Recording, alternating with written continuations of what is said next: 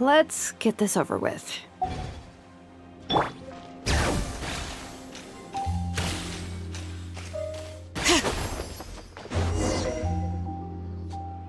Hey, there's a newsstand over there! Wanna grab a copy of the Steambird? We know our Fontainian friends love a little drama. There's no way they'd let their readers down. Isn't that Charlotte? And standing next to her, surely that can't be Kaniche? How about... Lost treasure resurfaces at last. Behold the beauty of the Remurian teacup.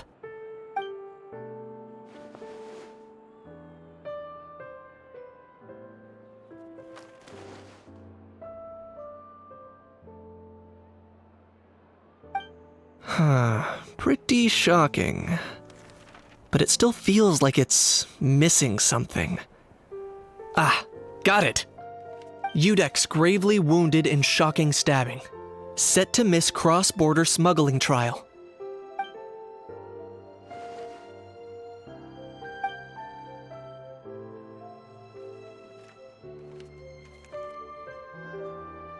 Huh? What? Did Paimon hear that right? Neuvillette was stabbed and gravely wounded? No, surely that can't be right. Can it?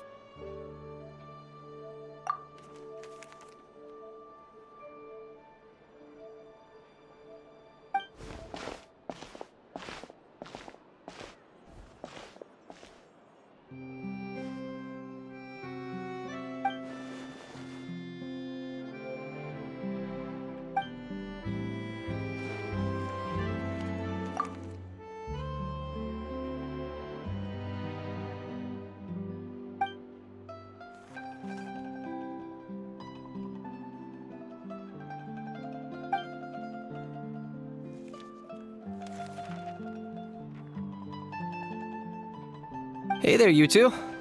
Fancy running into you here. Yeah, that, and also a less than pleasant shock.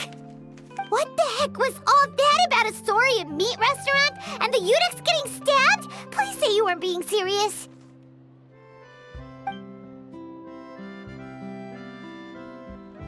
Trading tabloid headlines? Yeah.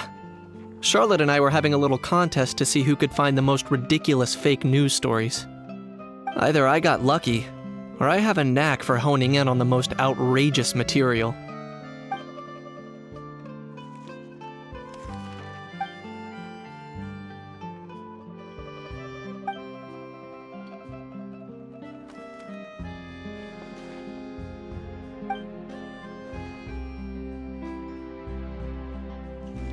If I had to quantify it, I'd say about 1% of what they write is the truth. Huh? Him? Lenient? Oh, you gotta be kidding! Ah! Don't get me wrong. I'm not trying to give credit to these so-called news stories for occasionally including a grain of truth.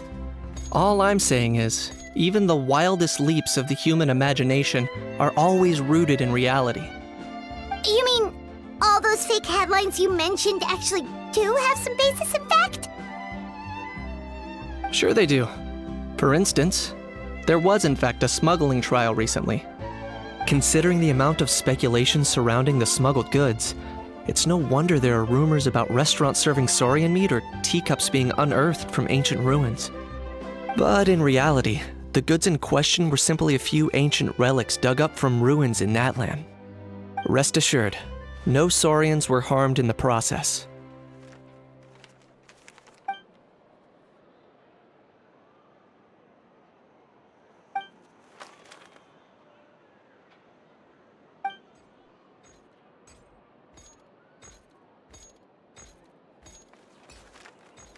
Oh, okay! Paimon was so busy freaking out about those headlines that she totally forgot to ask why you're here in Fontaine, Kaniche.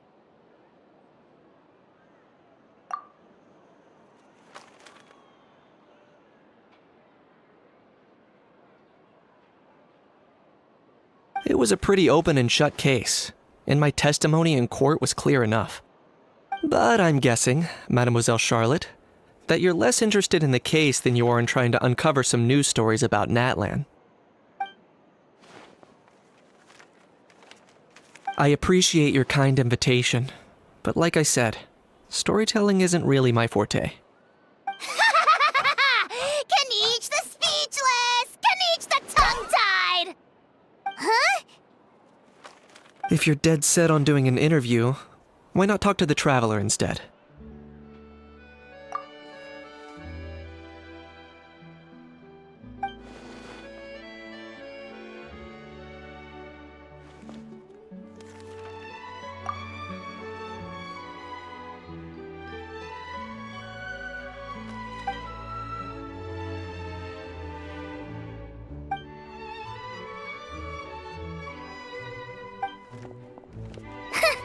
Charlotte never stops, does she? Anyway, Paimon just has to ask. That owl thing that popped out before, or was it a howl? It kind of looked like a howl, but at the same time... Oh, that thing. Yeah, that was a howl. Huh? What's up with him? Like, he's still noisy, but he's way quieter than before. It's like he's... Could be. Not acclimatizing? Aw, poor Almighty Dragon Lord is not feeling well. Too bad he can't come out to argue back. What do you mean?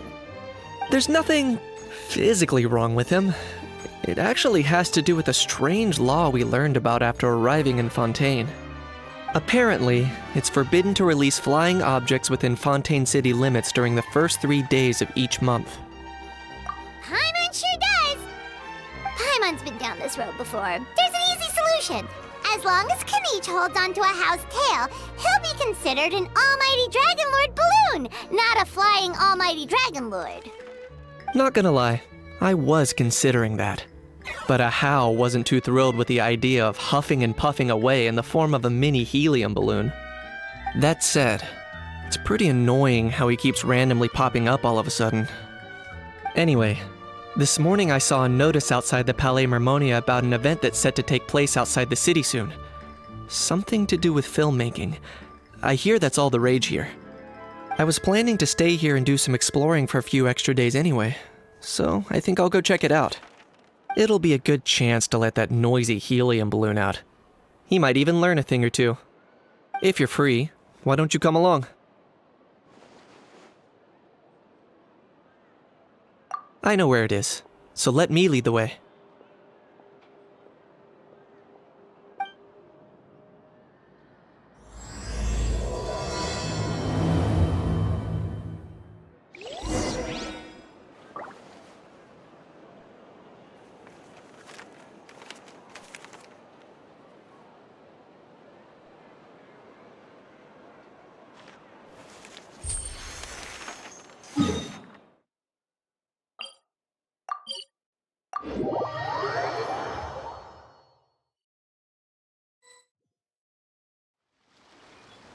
Looks like I remembered correctly.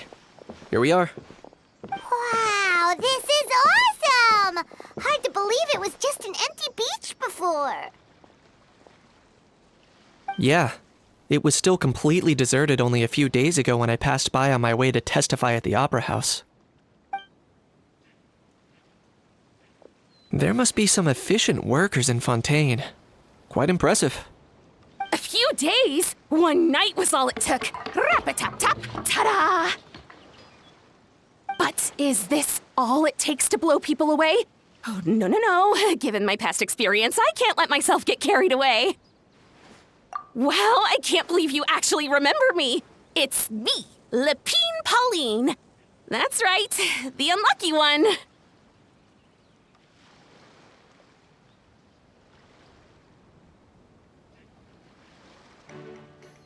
Of course! How else would we have managed to build Fantasyland in a single night? Fantasyland? At least that's how I like to think of it myself. A magical land of fantasy, the stuff of film buffs' dreams. I know it sounds like I'm laying it on thick, but that really is the goal here. As you can see, the theme of this amusement park is Fontainian filmmaking, a place for all film lovers to come together and co-construct a world of dreams. Co-construct? Well, that's a relief. Sounds like you're sharing the cost this time rather than pouring your entire life savings into a single project. Nope! I might be inviting others to help fund this, but that doesn't mean I haven't thrown all of my life savings into it too! Huh? You've got to be kidding. Ha! Look at you, puny little humans. Recklessly betting your entire future against some stupid vanity project. If you're expecting even an ounce of sympathy from the almighty Dragon Lord, dream on! Mockery is all you shall get, straight from the heart! Sorry, just ignore that little gizmoid. He likes to butt in occasionally. Do go on. Gizmoid? Who you calling Gizmoid? You're the Gizmoid! Wow! That's quite a nifty mecha you've got yourself there. Is it some sort of smart personal assistant?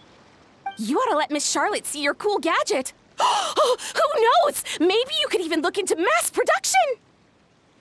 Mass production? Ugh, insolent, vulgar, and disrespectful! I, the almighty Dragon Lord, am one of a kind! There has never been another like me, nor will there ever be! And another thing, smart is the understatement of the century! I shall have you know that I am Kahulahau, forebear of ancient wisdom! I lived for eons long before any of you were born! What? Heavens above!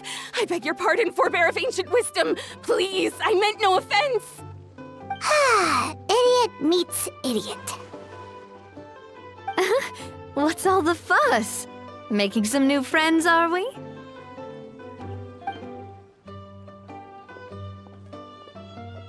Miss Navia! Allow me to introduce the star behind all the work that's gone into this venue.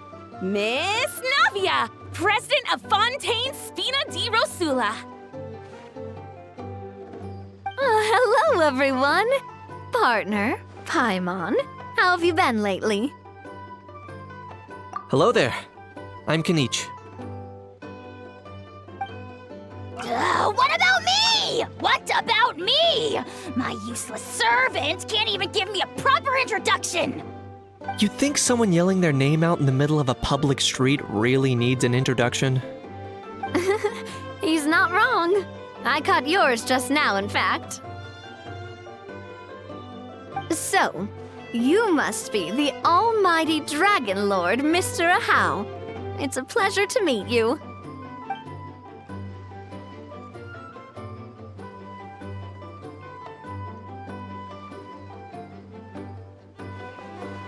Oh, see that? That's what I call proper manners. Well, it's not every day you meet a well-mannered human. Navia, was it? Excellent. You may address the almighty Dragon Lord by his name. Navia, don't you think the title Almighty Dragon Lord is a bit silly? It's no big deal. All little animals do that, don't they? I mean, try to puff themselves up to look more impressive. Anyway, it's all thanks to Miss Navia and the Spina di Rosula that Fantasyland's gotten up and running in the space of a single night. Honestly, thank heavens! After all that paperwork and endless waiting, the event and venue finally got the green light. I couldn't wait a moment longer. The second the approval came through, I reached out to President Navia, hoping she could lend a hand. After all, who else but the Spina di Rosula would indulge such impulsive demands?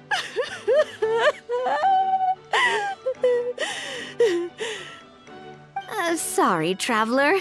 Miss Lapine Pauline sometimes gets a bit overwhelmed by her own excitement, as you can see. I'm guessing she hasn't gone into much detail about the event yet, so let me fill you in. In short, The Cheval Moran Film Fantasyland is a fan convention that's open to film enthusiasts from all over Teyvat. Miss Lapine Pauline is hosting this event and also providing technical support. Huh? Cheval Moran? That's right! The one and only Surintendant Cheval Moran! After much persistence and many solicitations, I finally obtained Lady Farina's permission to use the image of her close friend. Not only is our adorable mascot drawing in fans by the minute, but she's also boosting her own popularity. And that was always the goal, a win-win arrangement. It's been a while since we last met, but still, it's a surprise to hear Lapine Pauline coming out with such sensible ideas. By the way, Miss Lapine Pauline, have you decided to switch careers and go into film tech? Not exactly. By chance, one of the prototype lenses I developed caught a photographer's eye, and it's now being used for the latest cinematic productions. Thanks to this unexpected opportunity, I've had the chance to invent various film-related equipment and props. That's right. So don't underestimate Miss Lapine Pauline, our resident engineer. She's the technical powerhouse at the core of this entire event. As for the Spina di Rosula, we're mainly here to take care of planning, operations, and management. For anyone feeling inspired to set up a booth, Miss Lapine Pauline and I will provide the necessary technical and operational support once their application has been approved. By the way, traveler, are you at all interested in taking part? It would be a chance for you to earn some extra income. Plus, with your skills, I'm sure you could bring something special to the table. Paimon would be even more tempted if you were to, say, throw in one of those fancy feasts she's seen in those gourmet food reels. Well, as it happens, that'll be a piece of cake. Everyone needs to eat, whether they be tourists or the stall owners themselves. So thanks to Miss Navia's help, we've managed to invite none other than the celebrity chef Miss Escoffier to run our theme restaurant. Look over there!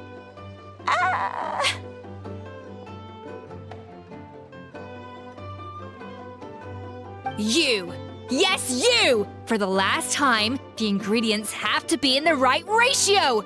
Get it right next time, or you might as well just lie down on the chopping board yourself.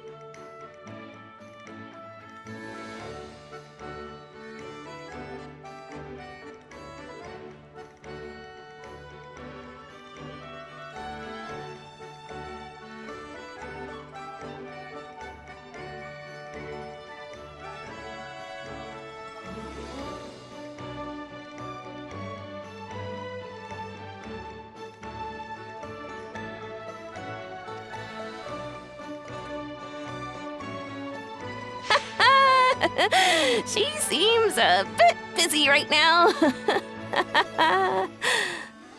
Well, I'm sold. I think I'll make a How go be her assistant. You little... What's your game here? Demoiselle, sorry to bother you, but there's an issue over here that requires your personal attention. Apologies. Looks like it's back to work with me. Please feel free to take a gander at what we've got. Anyway, if you're interested in taking part, come find me later.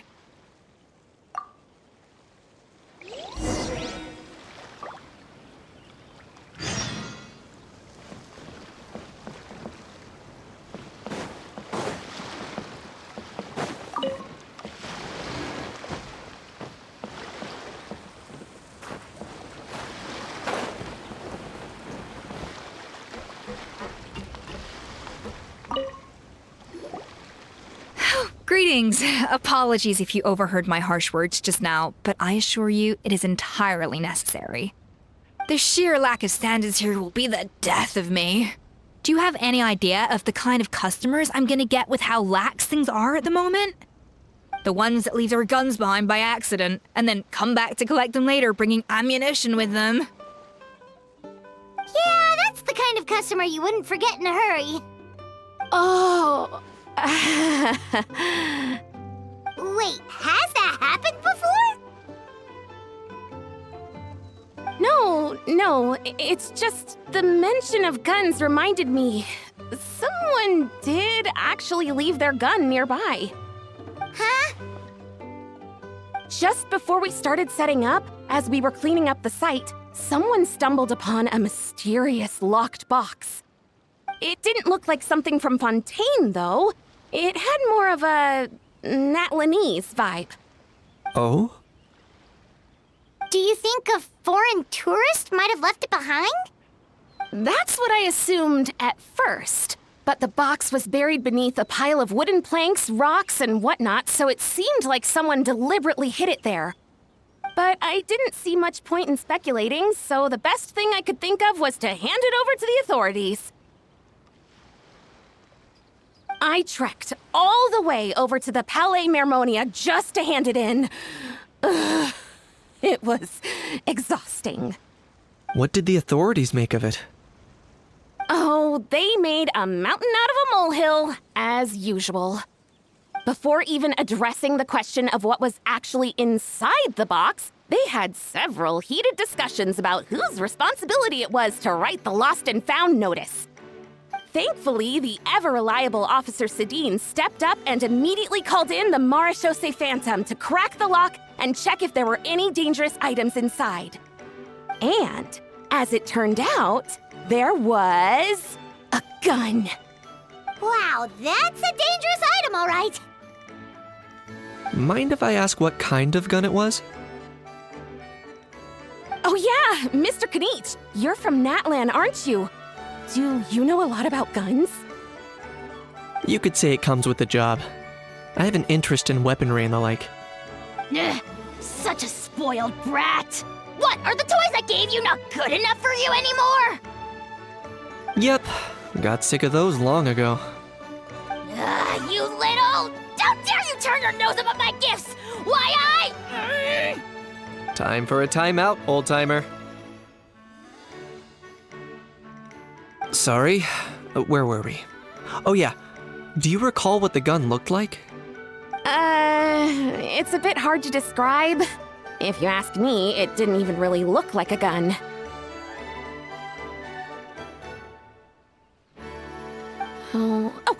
Give me a second. I'll knock out a quick sketch.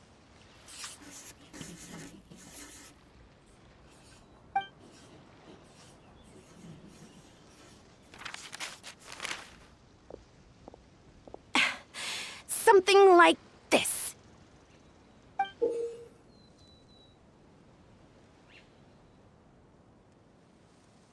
Whoa, it's so neat and precise.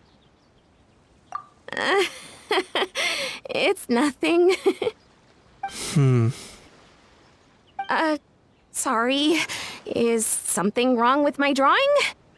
I know it doesn't really look like a gun, but I assure you, this is exactly what it looked like. And it certainly could shoot as well, too. I confirmed that with the officer from the Marechaussee Phantom. No, quite the opposite. The features are very accurate, and it is definitely from Natlan. Please, don't mind me. I'm just taking a moment to admire it.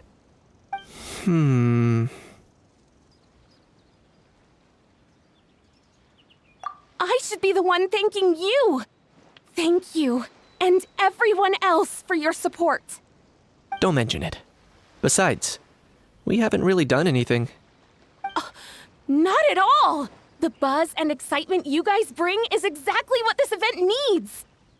Oh dear, I'm starting to feel a bit guilty watching everyone else toil away. Guess it's about time I got back to work too. But just before I go, one last thing. Traveler, it's wonderful to see you. Here's to a successful collaboration.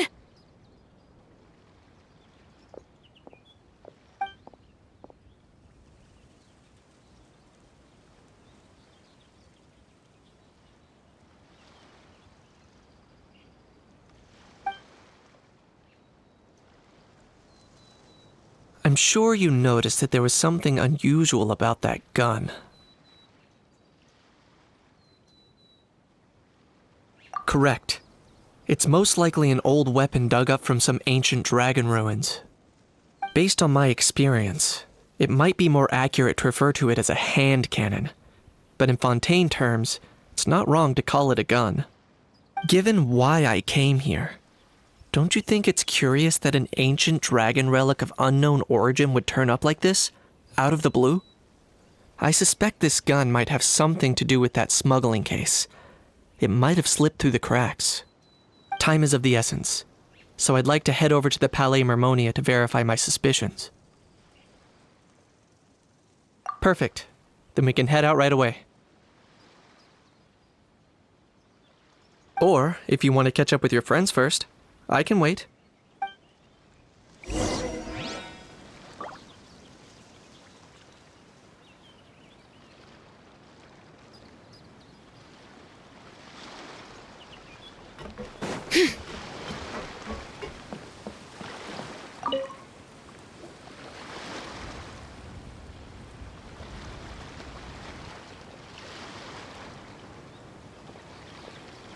Traveler, it's you! Ready to join the Cheval Moran Film Fantasyland crew? It's time, dear partner and Paimon, for us to turn our attention to the Cheval Moran Film Fantasyland. As I mentioned, the park was started up by enthusiasts who brought in the Spina di Rosula to handle the planning, construction, and operations. Of course, enthusiasts aren't typically all-around experts. They usually stick to designing the event booths. We, for our part, handle long-term operations and develop standardized strategy guides for the different activities. Long-term operations? Strategy? It all sounds so complicated. We spend most of our time adventuring, and we barely have any experience running a stall. Do you think That's more like it. You've seen it all before, haven't you, partner? I'd even go as far as to say you've shaped some of Tevat's biggest business ventures. Anyway, first things first. Let's get an overview of how the whole festival's gonna be run.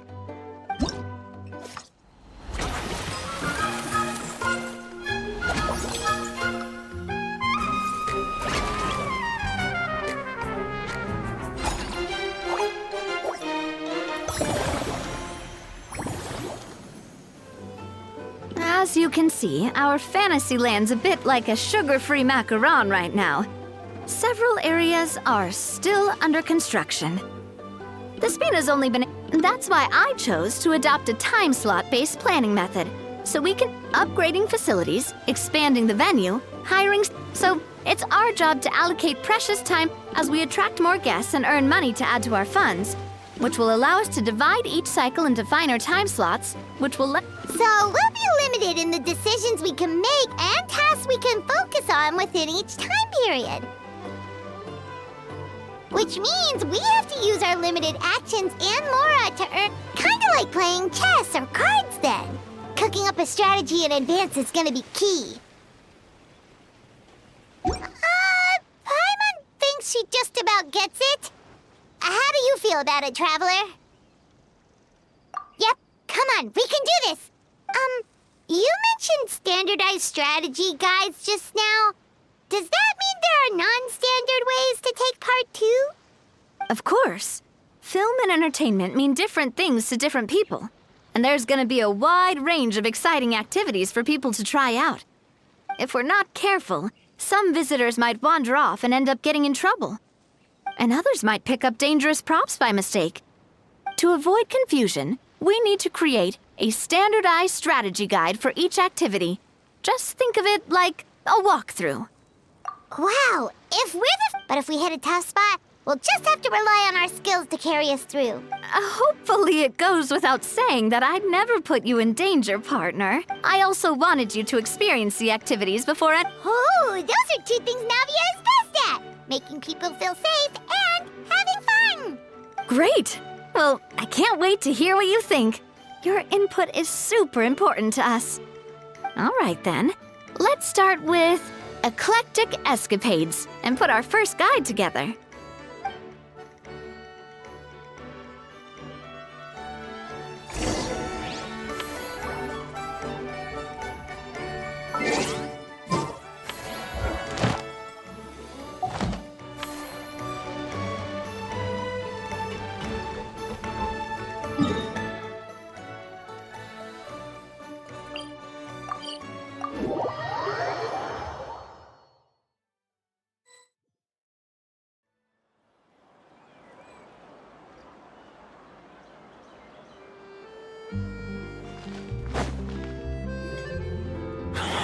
Oh, man. Bro! Are you mimicking me? Now's not the time. Come on. No, I mean, one of our buddies is here, for real. Quite a few of them, actually. Aurora and Aoife, what brings you to Fontaine? Huh? How come you're... Ah, I'm guessing Kenichi's here because of that international smuggling case, right? I've heard quite a bit about that. Word sure gets around quickly, huh? First time abroad and you're already making headlines. Oh, stop it. It's not like I was the center of attention. Wasn't expecting to see the Traveler and Paimon here too, though. Come on, Aoife. Huh? A traveler, by definition, is someone who travels around. Fair point. Anyway, back on topic. Wait a second. I lost my train of thought. What were we talking about again? Why, you're all here, of course. For vegetables. For Huh? I'll go first. It's for the Chevrolamine Film Fantasyland. Wait, is that right? It's Cheval Moran. Ah, right. I keep stumbling over that one. Guess I owe Cheval Moran an apology, even if she's not here. Anyway, long story short, the festival restaurant urgently needed fresh vegetables from Natlan, which is why Aoife and I are here. So, you guys are vegetable couriers? He is. I'm just here as a responsible adult. It's his first time traveling so far away from home, and all the elders in his tribe were worried. So they had me come along. Even though it's your first time too. Right, but they still picked me to accompany you. You gotta wonder why that might be. Don't you get it? They all just saw how overworked you were, so they used it as an excuse to send you off on a vacation. Wait, what? So I'm getting the grandson treatment now too? See, doesn't matter how much older you are than this dude. Hang out with him long enough, and you'll eventually find yourself being treated like a kid. Meaning everyone looks after you. What's so bad about that? In theory, nothing at all. In that case, guess I better start over. Hi guys, my name's Aoife, and I just turned 5. Paimon's not sure who the responsible adult is anymore. So, what about Kakuku? If If he was here, we'd be making more of a ruckus than we already are. That's exactly what's got me worried.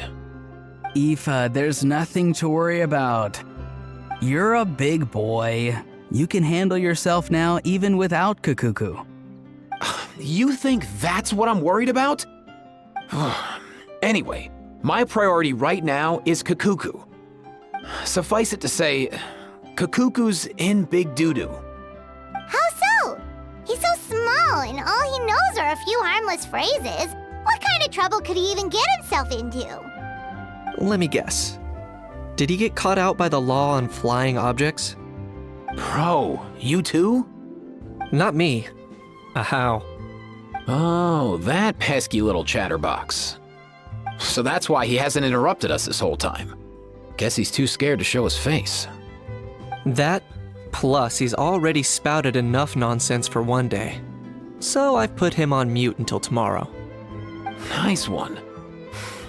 If I was even half as decisive as you are, I would have kept a closer hold on Kakuku so he didn't get a chance to go flying off. Oh no, bro. Or rather, did Kakuku get caught by the guards for flying around? If they had managed that, we'd at least be able to track him down. But when the guards started chasing him, Kakuku flew into that building next door. I wouldn't be surprised if there was a high-stakes pursuit going down in there as we speak. Just like one of those cool crime movies. Which building? That one? Yup, that's the one. Kakuku sure has a good eye for a getaway. It's the tallest building around. I may be able to fly up pretty high, but checking every last window would still take quite a while. As for Aoife, well, let's just say he's not flying anywhere without a Saurian. Sorry about that. Not like it's my fault, though. You don't have to apologize on my behalf. Wait a sec. What's this got to do with how high you can fly? Kakuku's got himself into a real mess here, like a panicked animal running straight into a trap. It's pretty worrying. I'm starting to picture him flapping through a barrage of gunfire while important documents are flying about left, right, and center. Heck yeah! If anyone can pull it off, it's Kakuku. He's always been such an awesome Saurus. I believe in him.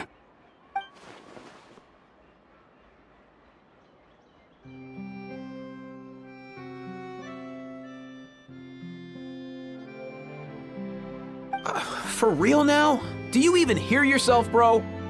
Of course I'm for real. I'd never make light of something like that. All right. Everyone's an awesome Saurus. Well, the human version. But our priority right now should be to go in there and check up on Kakuku. Leave it to us. You sure? Wow, awesome. That'll be a huge help. And if Kakuku doesn't listen to you, I give you permission to pull out a couple of his feathers. Wait, since when was that up to you? Well, then it's your call, bro. All right then, if Kakuku doesn't listen to you, I also give you permission to pull out a couple of his feathers. There you go. If he objects to that, tell him to come find us. He won't. Trust me.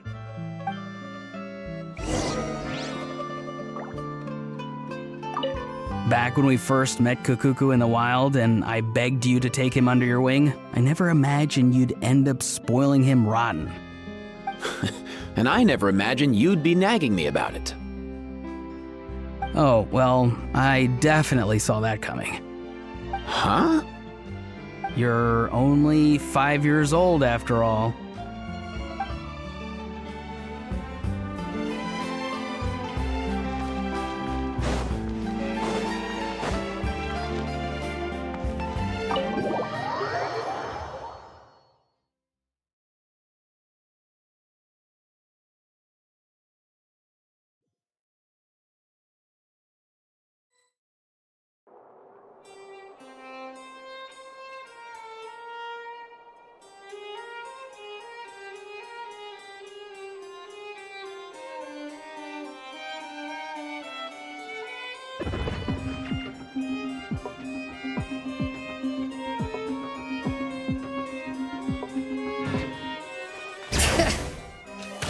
Nothing new there? What's all that commotion?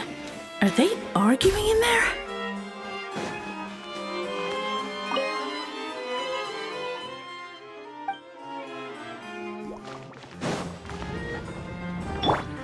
Let's go!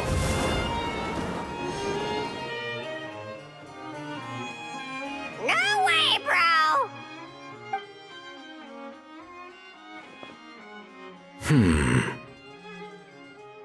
Did he say he came from Natlan? No. Get out of here! I can understand his words, just not what they mean. Oh no.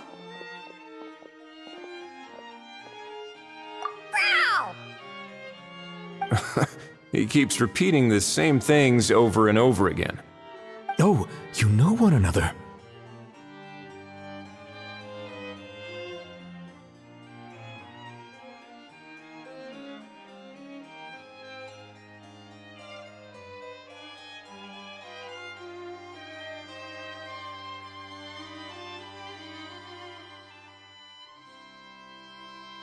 He's a friend! Yeah! A saurian friend of a human friend!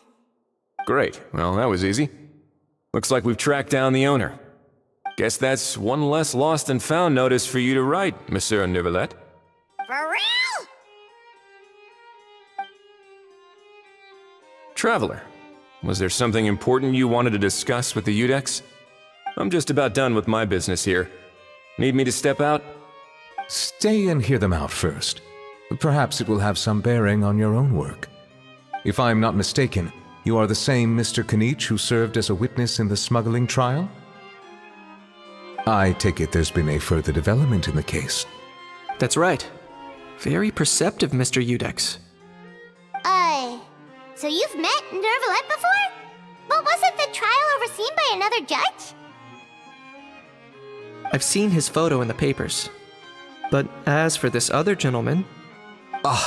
Allow me to introduce you to Mr. Wriothesley, administrator of the Fortress of Meripede. Or in layman's terms, Fontaine's prison warden. Please, feel free to share anything about the case. There's no need to keep anything from him. Pleasure to meet you. Pleasure to meet you! Wow, that sounded just like me. But should we really discuss official business in front of the Saurian? Oh wow! Oh no! I believe he said... Or rather, I suppose he meant that he'll keep this to himself. Though I should mention, Mr. Kukuku, that we will have to ask you to sign a confidentiality agreement. Sure thing, bro!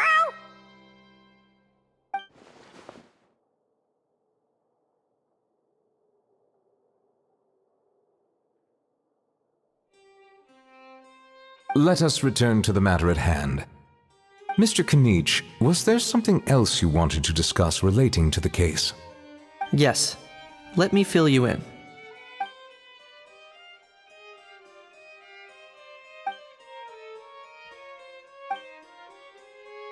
Wow! It really is exactly like Lapine Pauline's sketch! That must be all that practice drawing engineering blueprints, huh? So if it's true that this weapon came into Fontaine alongside the contraband from the smuggling case, then there's a high chance we overlooked a suspect. That's exactly my line of thought. I see. Mr. Kanich, thank you for reporting this promptly. I'll arrange for the Marechaussee Phantom to investigate right away. We should begin by questioning the prisoners in custody. Wriothesley. I'll sign off on the interrogation request, don't you worry. That would be much appreciated. It's lucky that the Palais Mermonia wasn't scheduled to release any public bulletins today, and that this gun's lost and found notice hasn't been written up yet. In other words, the news hasn't leaked. I'll be staying in Fontaine for the time being. If there's any progress in the investigation or you need my help, feel free to reach out anytime. Yep, we were just about to go help out with Lapine Pauline's convention. If there's any news, we'll keep you all posted. Marvelous. Thank you all. Well then, all that's left is to...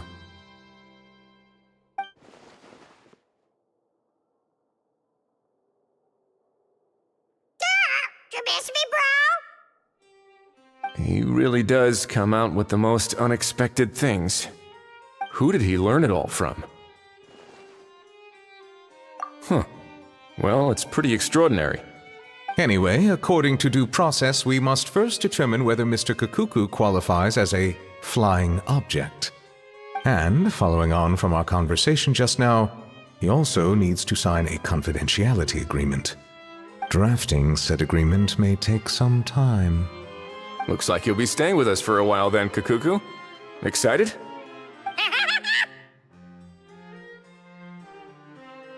That would save us a lot of trouble. Many thanks. All right then, we'd better get going. No need to see us off.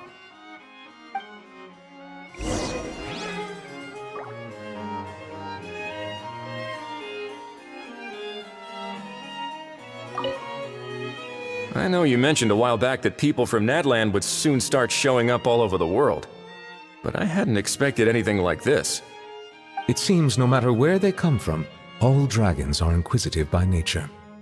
You can say that again, bro! The same might well be said for humankind. The real reason you chose to stay to investigate this case was your curiosity about Natlan and Mr. Kakuku, was it not? Guilty as charged. Nothing gets past you. So, how about we take this opportunity to chat a little more? We've got the world's best translator on hand, after all. Sure thing, bro!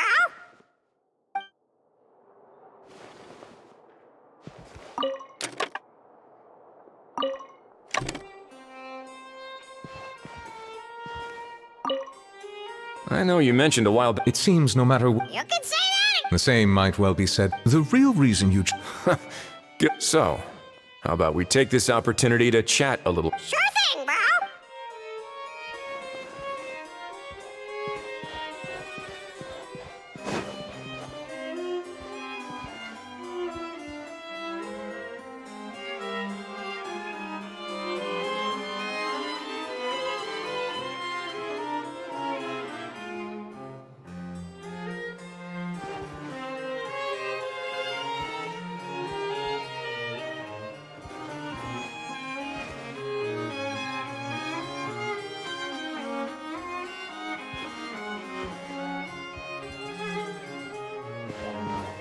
Hopping away!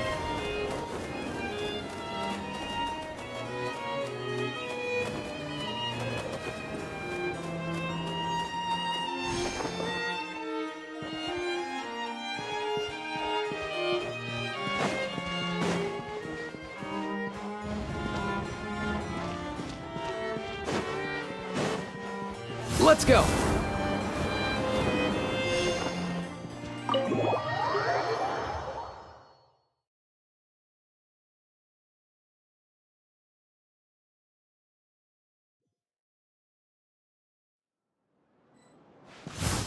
Hold tight, bro!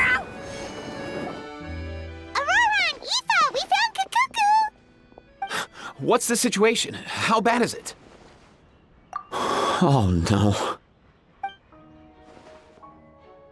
When I saw that Kakuku wasn't with you, I'd already prepared myself for the worst.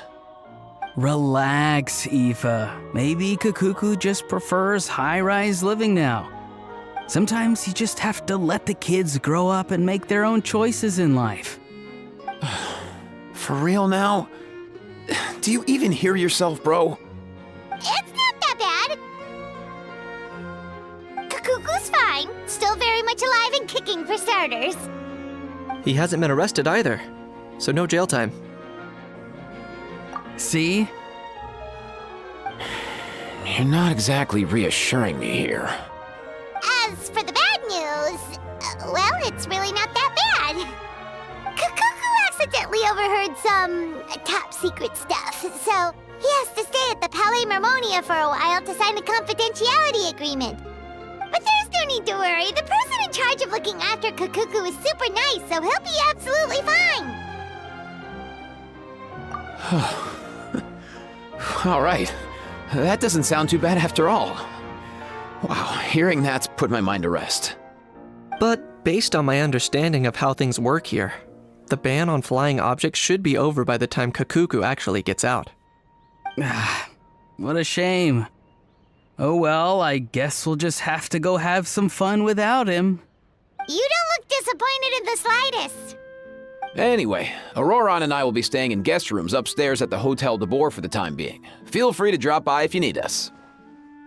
Yay! Problem solved! All right, let's catch up another day.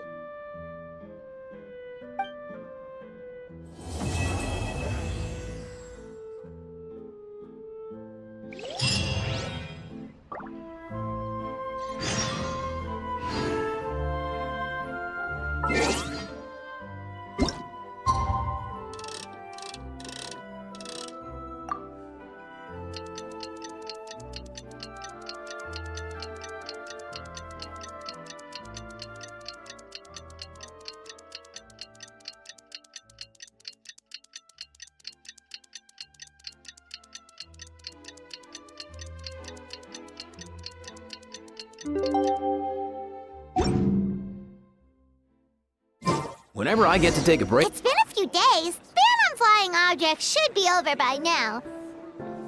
Let's head over to the Palais Mermonia to see how Kukuku's doing.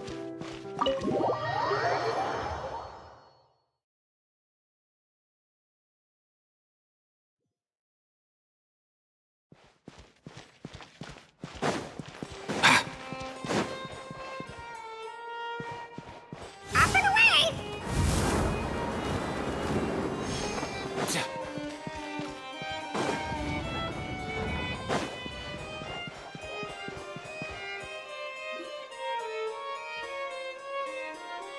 Hey everyone, we're here!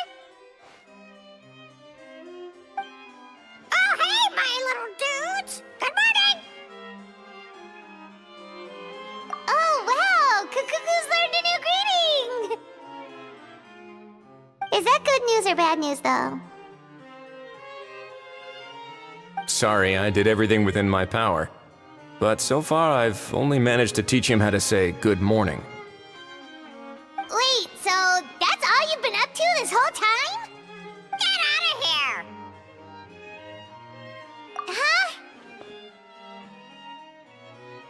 Okay, so good mornings aside, please tell Paimon there's been some other progress too. Of course. That's why I'm here. Kukuku's not the only one that Mr. Risley's been getting to talk. I'm referring, of course, to the convicts. It was nothing. These guys weren't exactly tough nuts to crack. So, what's the deal? After racking their brains, they remembered speaking to an inconspicuous middle-aged man just as they were preparing to pack up and leave Natlan. He was dressed in the manner of the Children of Echoes and carrying a box.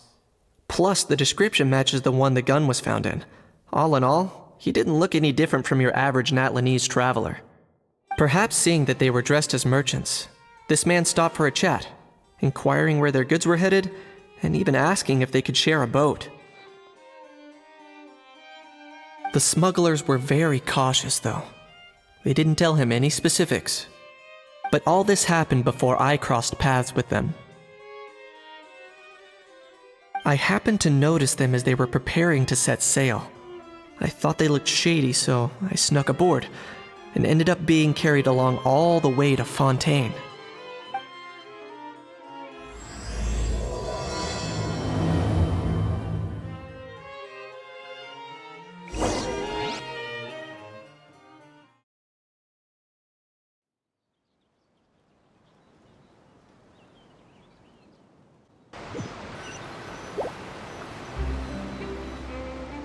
Boss, do we know if those Fontainians will even like this stuff? What if we can't shift it? And that's why we call you a rookie. It's all supply and demand, kid. Supply and demand. Natlan's foreign trade is just starting to lift off. There'll be a market for it, you'll see. That's right. So stop giving the boss trouble, rookie. Just do your job and keep an eye on the goods. Are they merchants? Have they come to Fontaine to do business? Scarred face. Calloused hands. On closer inspection, the fabric looks worn at the knees and elbows, and his fingernails are dirty. Not exactly your typical merchant. Could he have previously been a warrior? or even an adventurer. Something feels off. I'd better sneak up and get a closer look.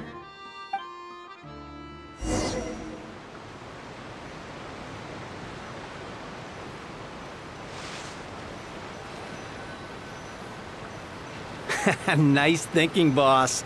This tourist tub's been fast going and smooth sailing. Plus, no one's been asking us what we're up to. That goes without saying. Big cargo ship would have been too slow, whereas the smaller ones would have been faster but way too bumpy. If we ended up damaging the goods by accident, all these months spent grafting away would have gone up in smoke. Seriously?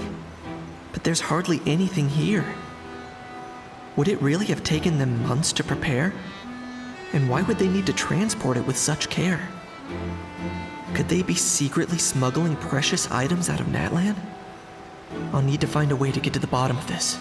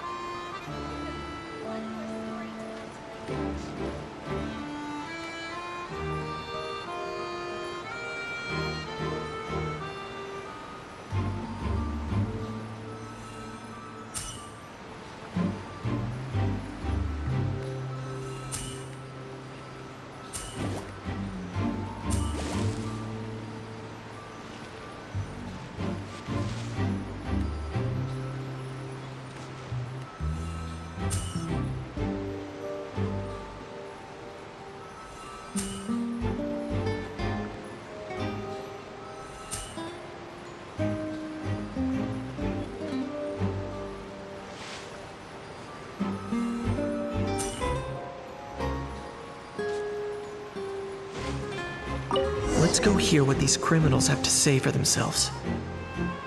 Sure enough, there are relics inside the box. It's illegal to smuggle such items outside Natlan. Hey, why the long face?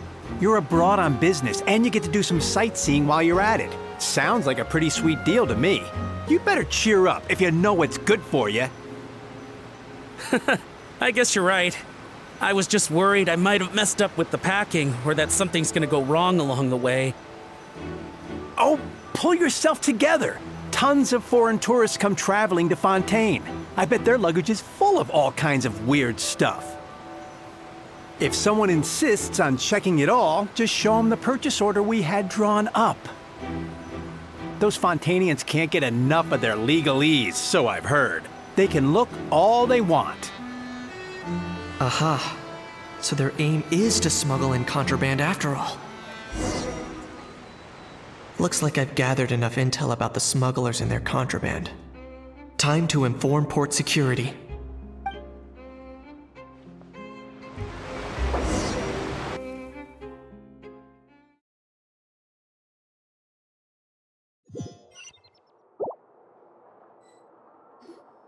So anyway, that was when I went and told the Fontainian guards about my suspicions. After an investigation and a chase, they finally apprehended them and sent them on their way. Well, guess they're headed exactly where they should be. Thanks. Based on your recollections just now, I was completely focused on those smugglers at the time, so I wasn't really paying attention to other passersby. Yeah, Kanish, you did great! in other words, the person who brought the gun here, the one who lost it, has no connection to the smugglers whatsoever. They were working entirely on their own. Oh dear, oh dear! Sounds like Mr. Kakuku wants to chime in? He said this elusive individual's actions are positively mystifying. It's a good observation, I quite agree. However, we still know next to nothing about the person. Perhaps we should start by focusing on the lost item itself.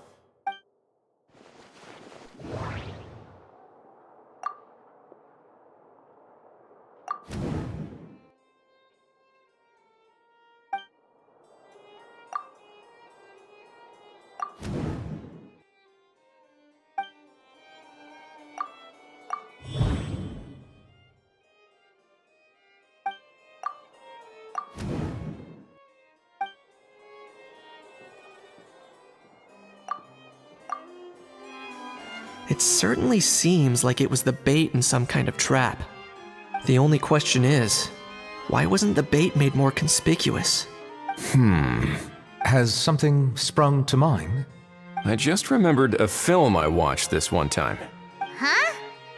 Oh wow, no way, bro! Hold on, let me explain. Just now, the traveler speculated that this box might have been placed there on purpose, as if the intention was for someone to come pick it up. When they demand their ransom, the kidnappers tell the victim's family to leave money or valuables at a designated spot for someone to come pick up. That doesn't merely happen in films. There have been similar cases in real life. In fact, if anything, it's probably the real-life events that inspired the films. Sounds plausible. Ooh, wait. This raises the stakes to a whole new level. If the gun really was some kind of ransom, then since we took the box, the kidnappers never got their payment, so does that mean they executed the hostage? I agree. I don't believe we have a kidnapping on our hands. Selling off stolen goods is extra work that most kidnappers would want to avoid. Unless they're after something very specific, they tend to just ask for cash. Could we be dealing with a kidnapper who's dead set on getting their hands on an ancient dragon handgun? It's not impossible, but the likelihood is very slim. We can discount that possibility for now. And speaking of selling stolen goods, don't you think this looks more like a transaction?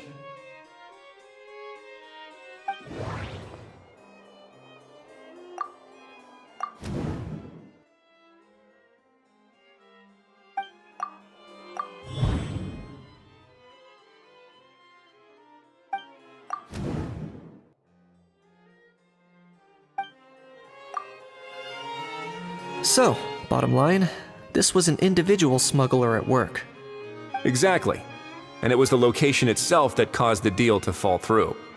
The last thing they would have expected was for a quiet beach to turn into a bustling film convention overnight. Not only is the area now packed with tourists, but the Spina di Rosula have a presence there. I'll bet that both parties were completely caught off guard. That sounds like a plausible theory, but how do we verify it? Looks like your people better start rolling up their sleeves. How so? Easy. Just follow the usual procedure by putting up a lost and found notice. The more routine we make it seem, the more likely the suspect will come forward to claim it. Even if they send a proxy, we're liable to get our hands on new leads. And timing-wise, it's about time we updated the bulletin board anyway. All we need now is a lucky gestionnaire to write up the notice for us post-haste. Ah, so that's what you meant by rolling up their sleeves.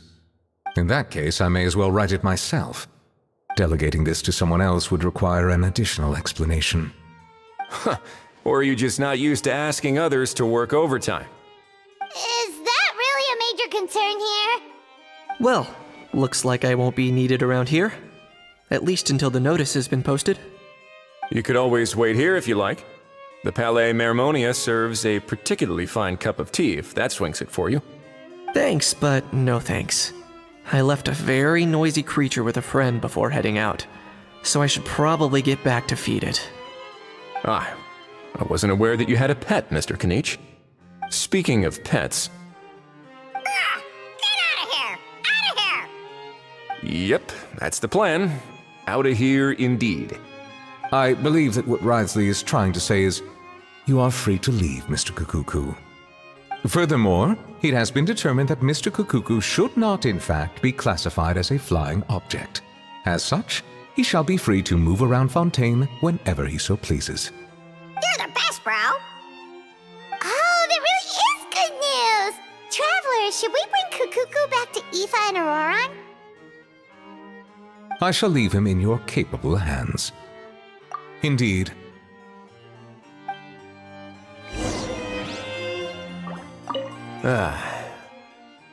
You know, all this has made me realize that I'd quite like to have a pet. If that proves inconvenient within the fortress of Meripede, perhaps you should consider finding a place in the court of Fontaine. That actually sounds like a good idea.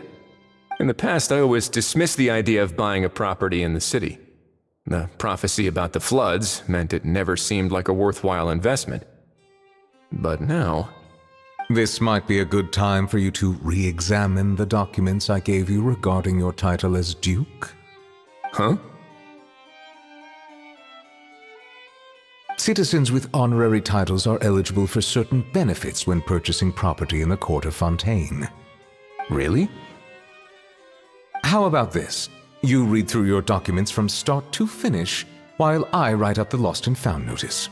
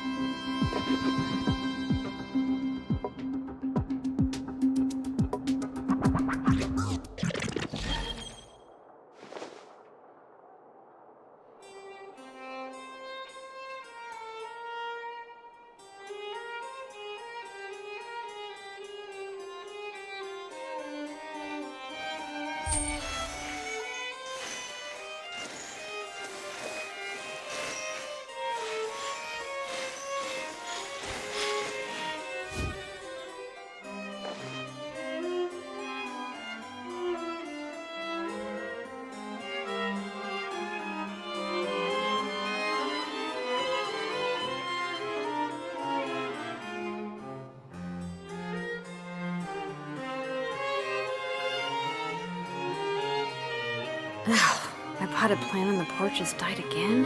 I was watering it every day. Ugh, don't tell me I overdid it this time.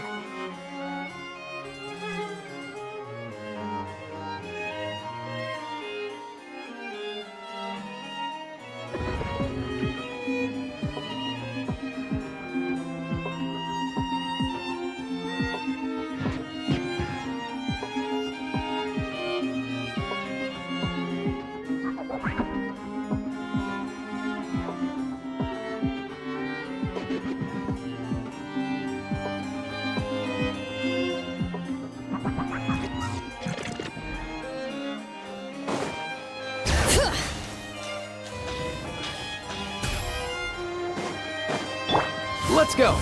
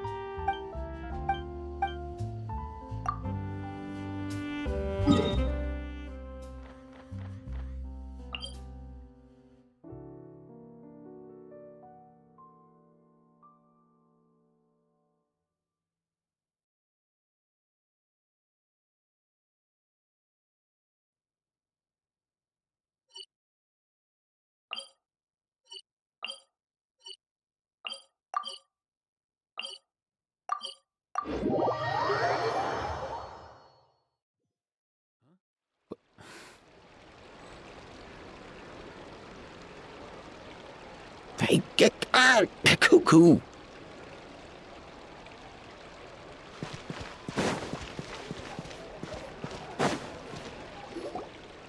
How? What? What now? Let's shake hands. Fine by me. Get ready for a knuckle sandwich! Ugh!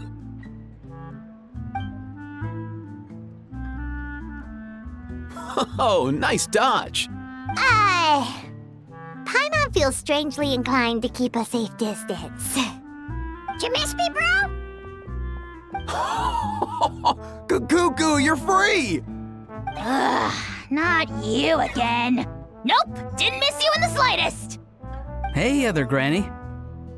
And hey, Paimon and Kanich. It's good to see you all. Thanks for bringing Kukuku back. Get it away! Get it away from me! Nice to meet you, bro. Who are you calling bro? Say that again to my face! I dare you. If you've got the energy to argue this much, you're clearly not hungry yet. Let's go find something to eat while a How lives his best life.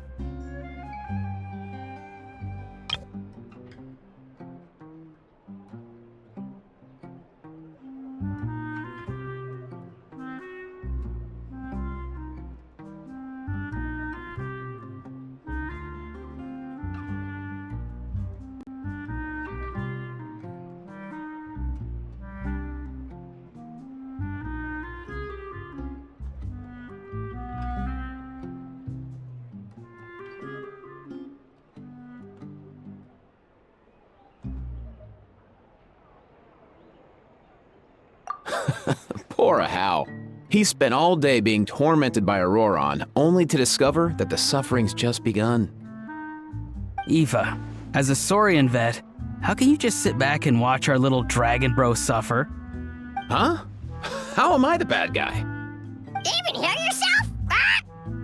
Doesn't anyone want to hear how Kakuku got out of jail?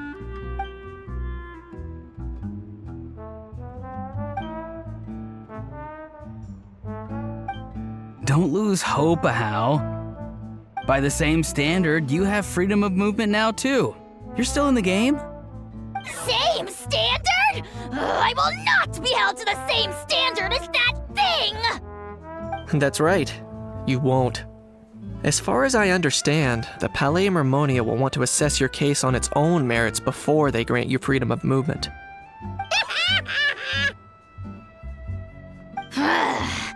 Where's that Saurian meat restaurant again? I'm gonna march that little pink balloon right into the kitchen! Yeah, good luck with that, bro. You'll be putting your own neck on the line, too. Also, there's no such restaurant! Anyway, thanks for looking after a Hal, guys. I'll take over from here. Why, you? Between the two, Kakuku wins the cuteness competition hands down.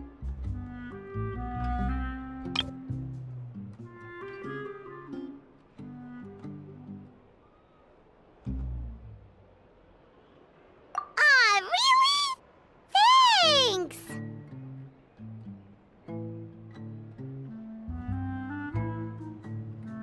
Wait, who are the other contestants, though?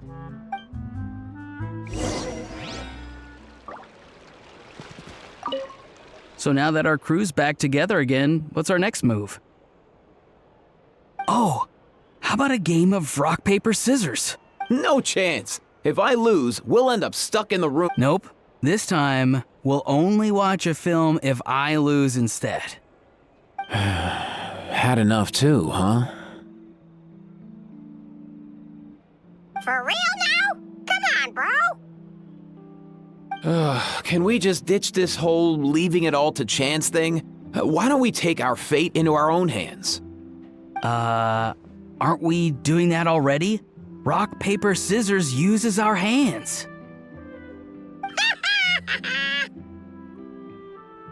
Don't know why you're laughing. You're stuck with paper every time.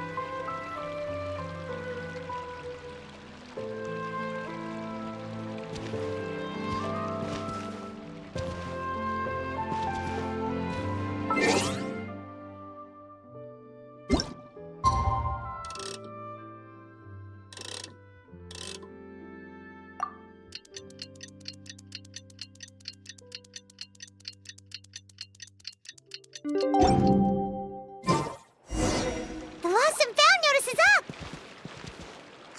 Maybe we should go hang around the Palais Mermonia to see if anyone shows up to claim it.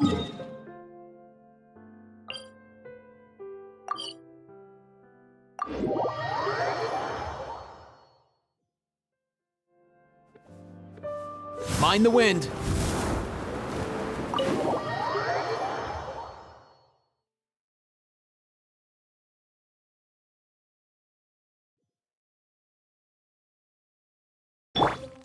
Bring it!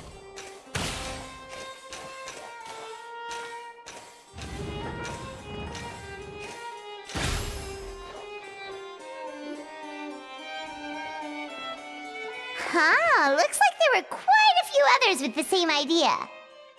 Ah, hello, you two. Have there been any developments? Okay, guess not. Well, the notice was only just posted. Guess it's pretty unlikely that someone would show up right at... Special Patrol, open up! Ah! Who's there? What's going on? The Special Patrol? I don't think that's who this is. Hey, this isn't the time for silly jokes! Let's go check it out. Good day, all. Gramps, grannies, aunts, and uncles. What in the Tevet are you doing here, Auroran? Oh, he must be the one you mentioned. Kukuku's owner? One of his owners. Kind of. But, bro, what are you doing here? I'm here to claim a lost item. Is this the person you saw on the boat, Mr. Kinich? Somehow I highly doubt that. For starters, he just addressed us as Gramps and Grannies. And unless this is the youngest looking middle-aged man in the world, I don't think he's our guy. Huh. Was there something wrong with my door-knocking etiquette? That's how they do it in all the films. That's not door-knocking etiquette. That's the Special Security and Surveillance Patrol doing their job. Completely different things. Oh, I see. I figured it was just a polite way of requesting entry to show the people inside you had something important to discuss. Oh, sorry about that. I totally goofed that one up. Give me a moment. I'll go back out and try again. So, Roran, you said you were here to claim a lost item. What did you lose? Yeah, so basically...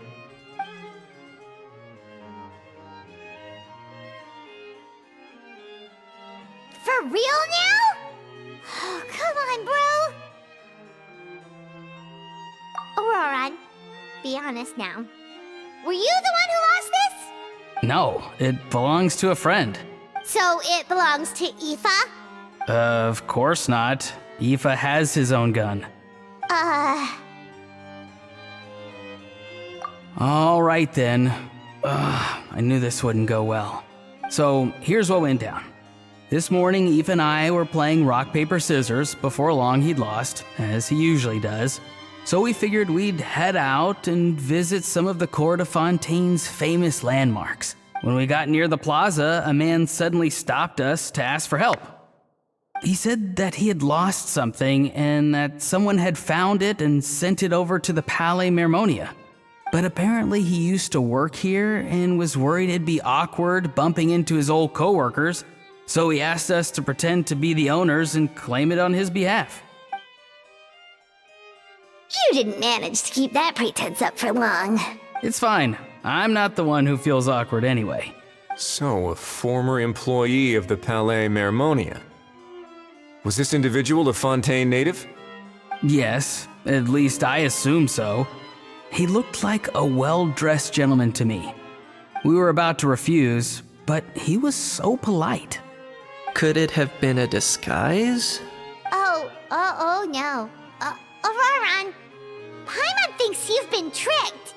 This person might be in cahoots with... Oh, maybe he already took off and escaped as soon as your mission went pear-shaped. No way. I'm not that dumb. Huh? He's not going anywhere. Aoife and Kukuku are keeping an eye on him over at the plaza. Keeping an eye on him. I like the sound of that. In that case, let's hurry over to where Aoife is. Time to catch that con man and find out what's really going on here. Wait a minute, I have a question first. Traveler, Paimon, you're pretty famous in Natlan, right? Oh, we're basically household names. But why do you ask? Would that be a problem? Remember when I said that the seller might be watching in secret? If so, then picking Auroran to do their dirty work was a careless mistake on their part. It suggests that the person who got Auroran to claim the item might not be fully in the know themselves. There are plenty of unanswered questions, but standing around racking our brains won't help. However, I still suggest that the famous faces among us, meaning the Traveler and Kinich, oh, and of course, Monsieur Nivelet too, stay here for the time being. We'll empty the box, give it to Auroron, and then he can claim the item as if nothing happened. I'll follow to check if anyone is watching. I doubt anyone would recognize me anyway, so I shouldn't draw too much attention. I think this plan is worth a try. I shall leave it to the pair of you. So, I have to go undercover again, right? Well, not exactly undercover. Just drop the special patrol persona and be yourself instead. Roger that. Over it.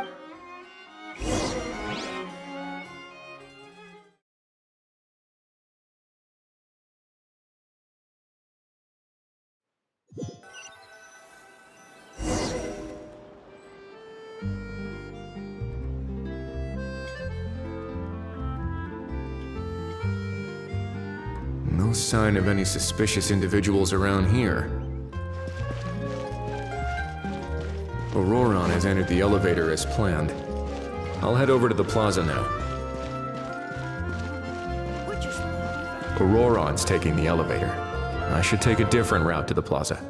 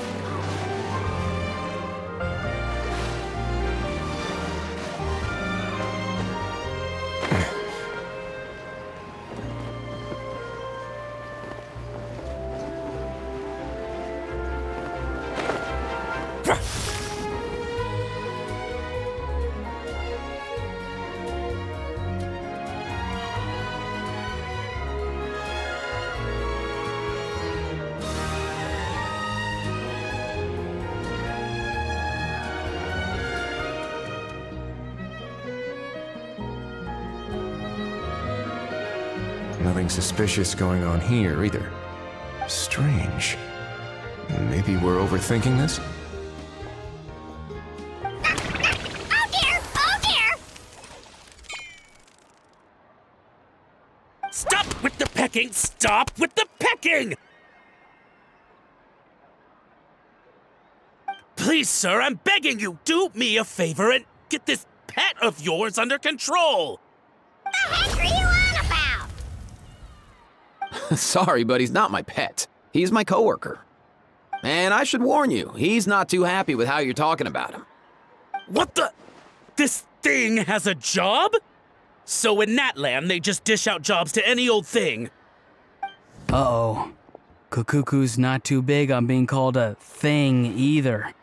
You're on your own now. I'm sorry. Please, Mr. Kukuku. Master Kukuku. Lord Kukuku.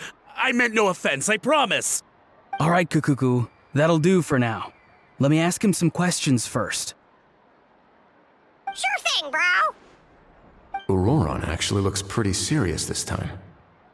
Was he just pretending to be clueless earlier? Interesting. Think I'll sit back and see how this plays out. You actually got it? Wow, didn't think it would be that easy. Ah, excellent. Looks like sending you was the right approach after all. After all? I mean, because the staff at the Palais Mermonia don't recognize you, right? So, I got it. But I don't remember promising I'd hand it over. Huh? This thing's pretty cool. I've taken a bit of a liking to it. Please don't do this, my good sir, my master, my lord. My very life hangs in the balance. His life hangs in the balance? If this means so much to you, what are you gonna offer me in return? Are you trying to get him to say my life? How'd you know that? Because I watched that film with you. You should drop the act. We don't want a real misunderstanding in our hands. You're probably right. But honestly, I don't know what else to say. Sorry, this is the most myself I can be. Is that enough? Enough. More than enough. Who's this dude? Just think of me as a staff member from the Palais Mermonia. Now, if you don't mind, I have some questions for this gentleman about that life or death treasure you were just discussing. Truthful answers appreciated, of course. Oh no, I'm toast now. What's that supposed to mean? You don't think the Palais Mermonia has the ability to protect our citizens? No, I mean, yes, of course they do. Please ask away. I could do that. But I'd rather you just tell the whole story, from the beginning. I suppose I only have myself to blame. Such a rare antique, I couldn't resist. I'm a collector of antiques. Nothing excites me more than rare, old relics, and to be completely honest, if someone's selling, I'm buying. I don't care to ask where they sourced their goods. As for the seller of this particular item, well, I've never met him in person. We've had some prior dealings, but always under the cover of coded ads in some shady tabloids. Lost and found notices, missing person ads, that's as long as I took care to hide a time and place somewhere within the text, then slipped some mora into the envelope before submitting the ad, it would get published. And that was that. No fuss, no trace. Simple, right? Normally, everything goes off without a hitch. But this time, I arrive at the pickup spot expecting a discreet in and out, and instead, I find a whole construction crew at work. That was not what we'd agreed, but I couldn't just let it go, so I reached out to him again the same way as usual. He replied, and do you know what he said? He told me that the item's now in the Palais Mermonia. Well, he wasn't lying about that. He insisted that it would be inconvenient for him to make an appearance himself, but said that if I could somehow find a way to retrieve it from the Palais, he'd give me a discount on the price. Of course it wasn't the discount that swung it. Do I look like I'm strapped for cash? Feeling smug now, are we? Feeling smug now, are we? No, please go easy on me. Go on. Where was I? Well, anyway, I thought to myself, seeing as the item itself came from Natlan, it would make more sense if I could find someone from there to go retrieve it. And by a stroke of complete and utter coincidence, I just so happened to see these two young folks wandering around, so I'm so very sorry I underestimated the pair of you. I need you to clear something up for me. You haven't paid the seller yet, correct? And yet he told you to collect the item from the Palais Mermonia. Was he not worried that you just split afterwards? Well, to be honest, though I can't claim to know him very well, he, on the other hand, seems to know my name and where I live. Besides, this is a guy who managed to get his hands on an ancient Natlanese weapon. That's probably not the kind of person I want to double-cross. Fair. That makes sense. So, Mr. Please, just call me Argento. All right, Mr. Argento. Listen very carefully to what I'm about to say. It will determine how much of the rest of your life you'll be spending beneath the waves. What does he mean? Is he gonna drown him just like they do in those gangster films? Oh, I get it. He's talking about that place at the bottom of the Fontainian Sea. Shh, can it? Owing to your suspected involvement in the illicit trade of Natlanese relics, you're now one of the suspects in an international smuggling case. A trip to the Opera Epiclese seems unavoidable at this stage, but on the bright side, you still have one chance to make things right.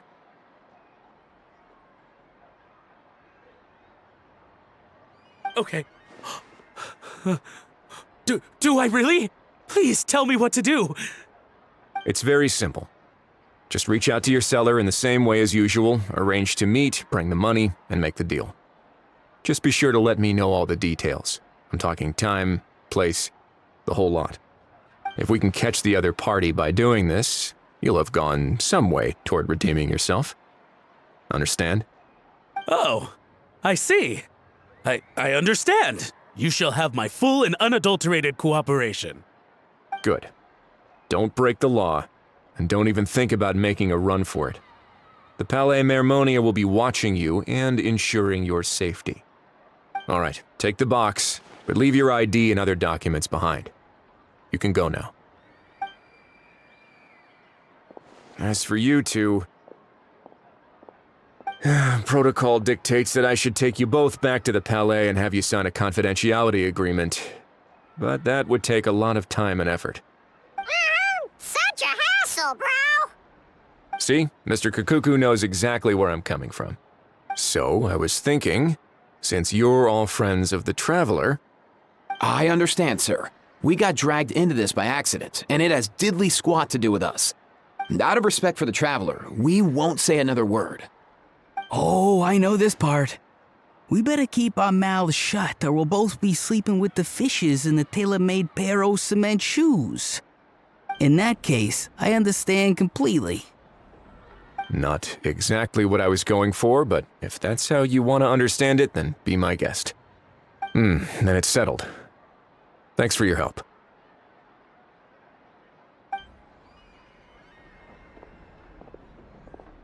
Boy, am I glad that's over. That's enough work for one day. Time to head back.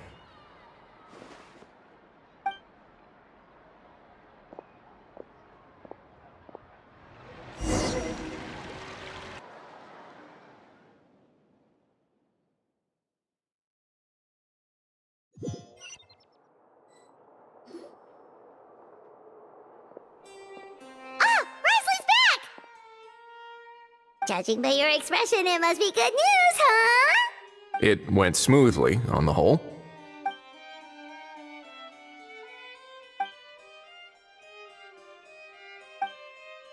So basically, we hold off until Argento and the other party have set up the next stage of the transaction. Then we plan our next move. Patience will be key. I get that. It's like hunting. I'm just not sure the other party will take the bait so easily. Well, if he didn't need the money, or if he valued self-preservation over making a profit, he could have walked away as soon as the contraband was brought to the Palais Mermonia. On top of that, although he hasn't shown his face yet, he seems to have no followers or accomplices, and he's relying on an extremely limited set of options to push the deal along. So, if you ask me, he seems like someone who cares a lot about his image and has a somewhat high opinion of himself, but lacks any real ability. I almost get the feeling that if he misses out on this opportunity, he won't have any other way of making money. His every move is like a spin of the roulette wheel, hoping that the ball will land exactly where he wants it to.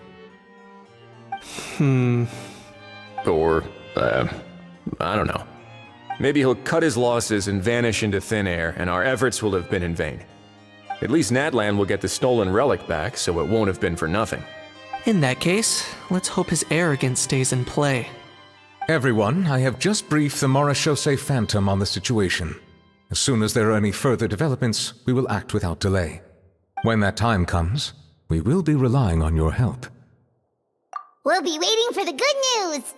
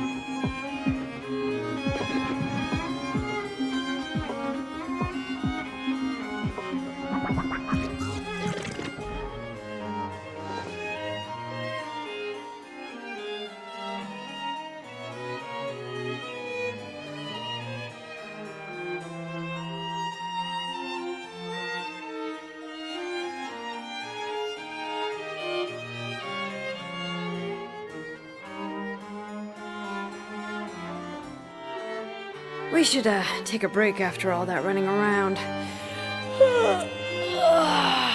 Yeah, let's rest here for a bit.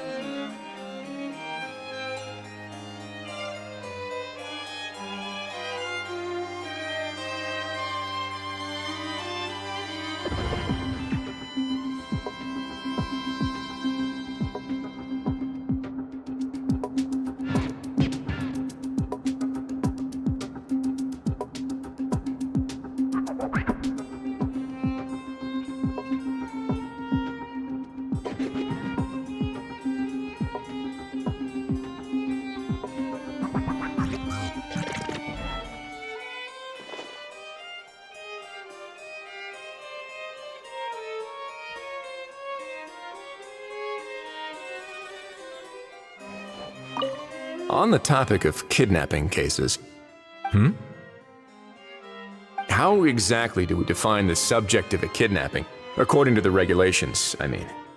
Aside from humans, do pets count? What about sentient non-human beings? Of course, melazines go without saying, but what about a being like a cuckoo? I am surprised that you are unfamiliar with the legal provisions on this matter. If I knew all the laws like the back of my hand, I wouldn't have ended up in the fortress of Meripede, would I? That is no laughing matter, Wriothesley.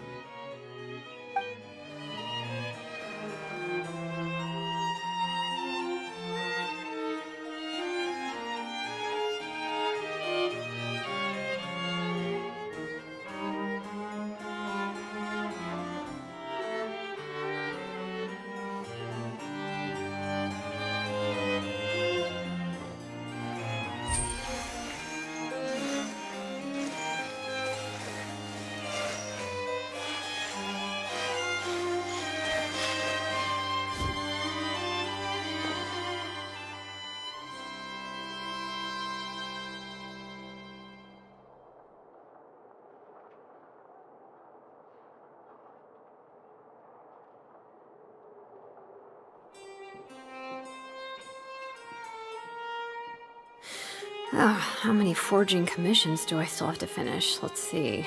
1, 2... not so many as I thought. I'll get to them tomorrow.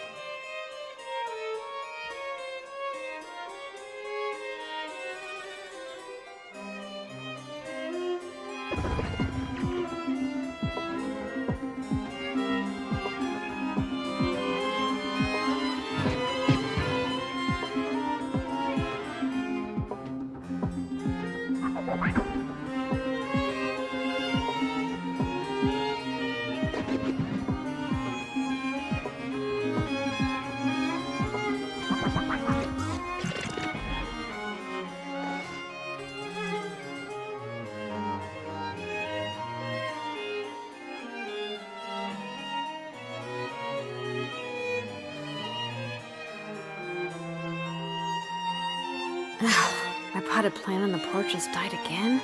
I was watering it every day. Ugh, don't tell me I overdid it this time.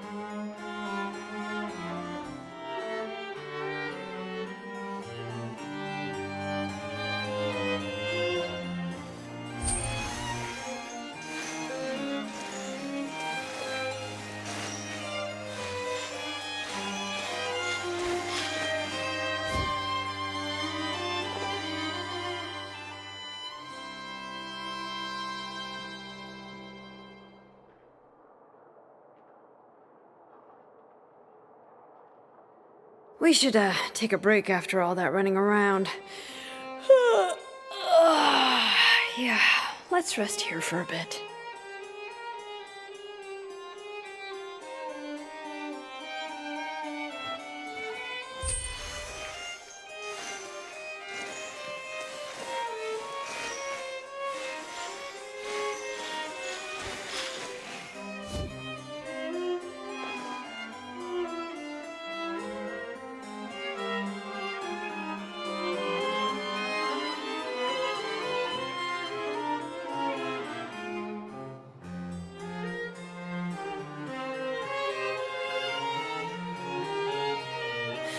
Oh, how many forging commissions do I still have to finish? Let's see. 1, 2... not so many as I thought. I'll get to them tomorrow.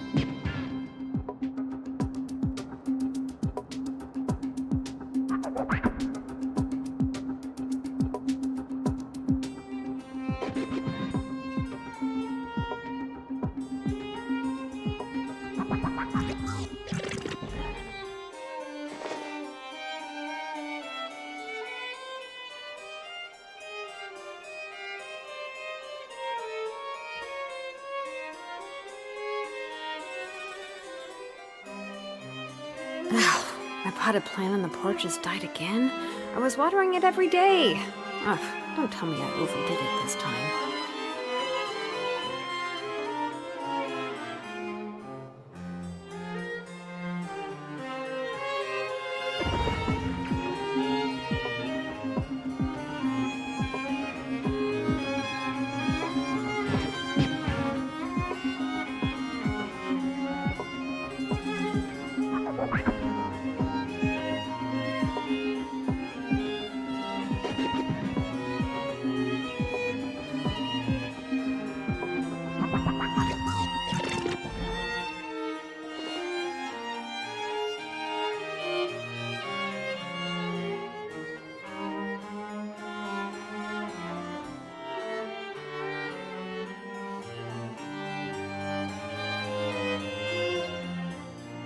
We should, take a break after all that running around.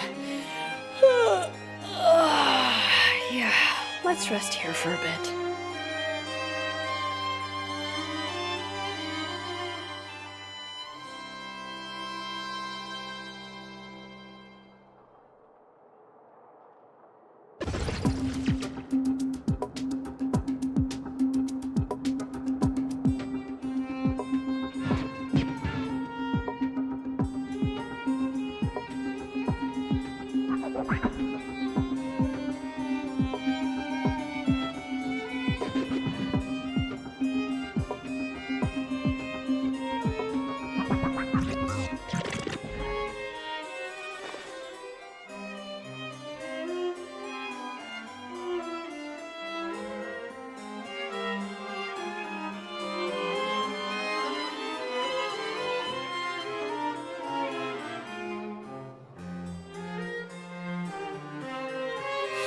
Oh, how many forging commissions do I still have to finish? Let's see.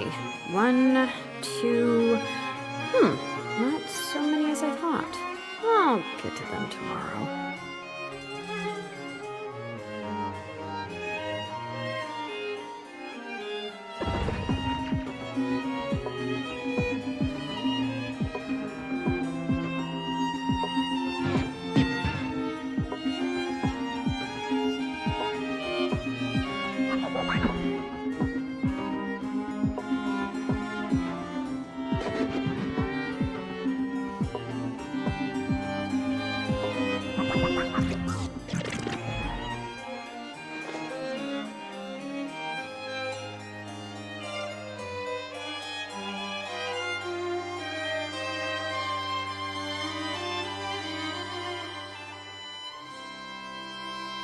We should, take a break after all that running around.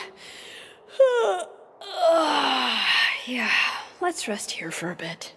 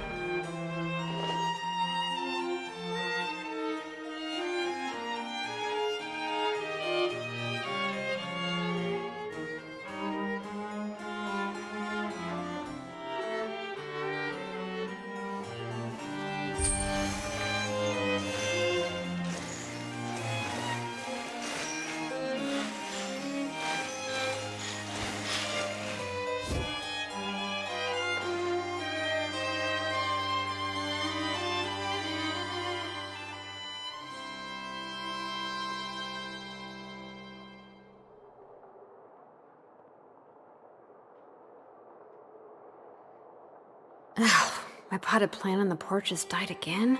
I was watering it every day. Ugh, don't tell me I overdid it this time.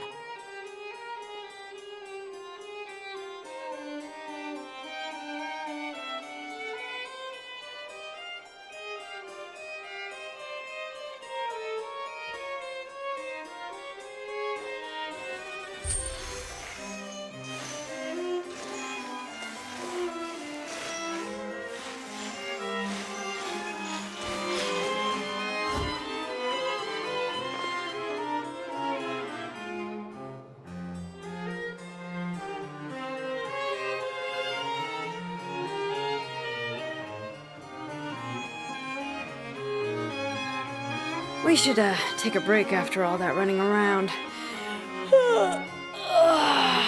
Yeah, let's rest here for a bit.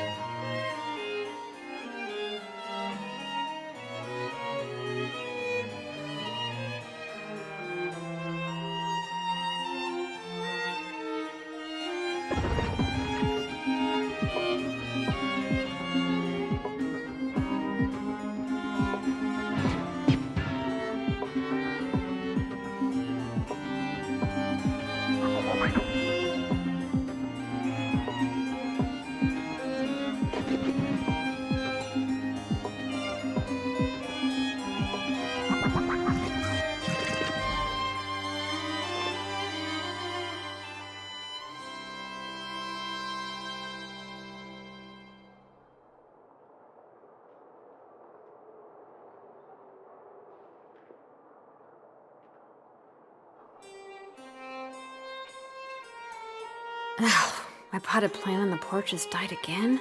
I was watering it every day. Ugh, don't tell me I overdid it this time.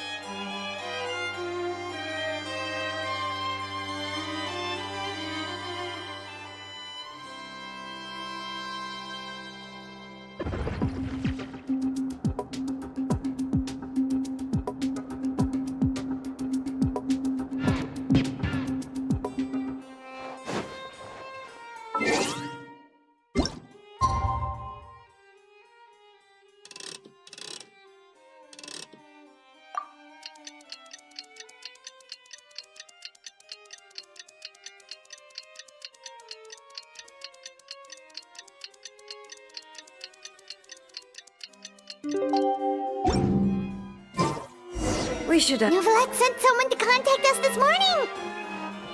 That must mean there's been some progress! No time to waste! Let's head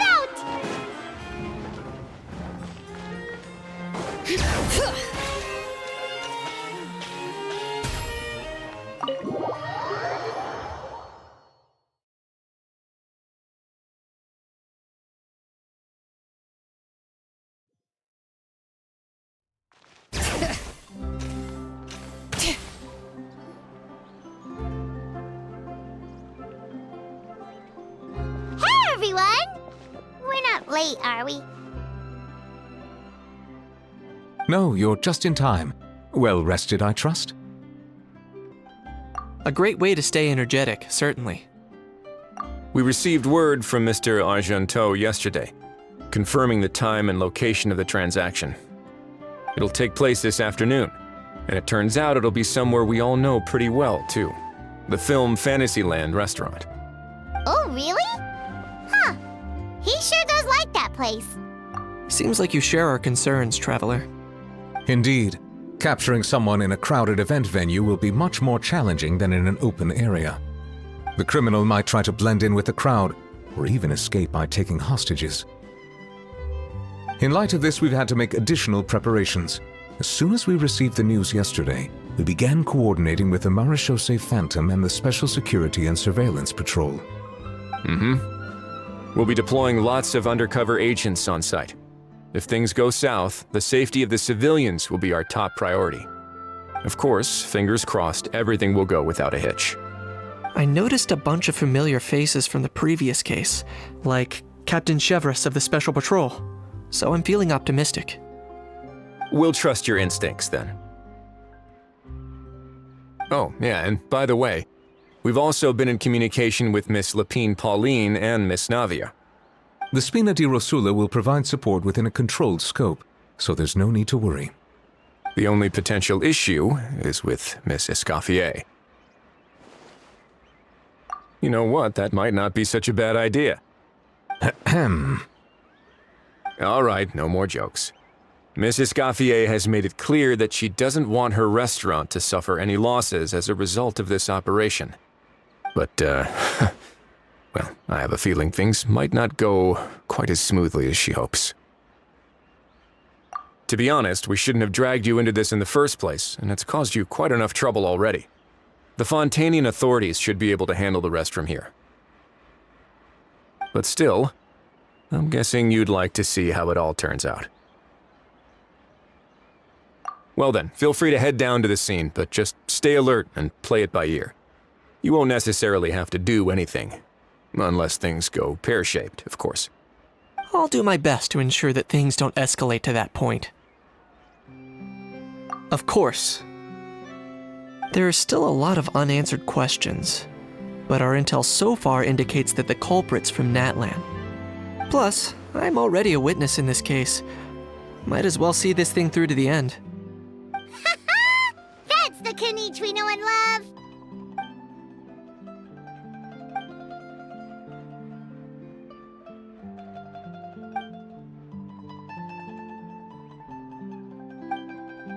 Well, that's enough of the small talk. The operation's scheduled for the afternoon. If we're quick enough, we'll even have time for a few cups of tea before we leave. Oh, and let's grab something to eat too! Can't work on an empty stomach, you know. And rooting for you! It's a very important job. Alright, I'll head over to the venue now. Ahal's been harping on for days now about this event-exclusive meal he wants to try. Guess I might as well shut him up sooner rather than later. See you in a bit. I look forward to hearing how it all goes.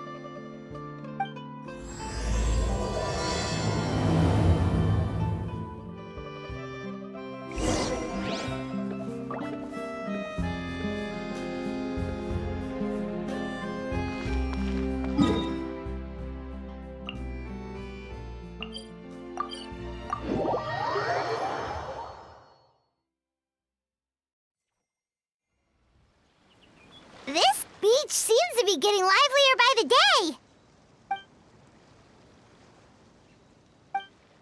Traveler, Paimon's getting kinda hungry.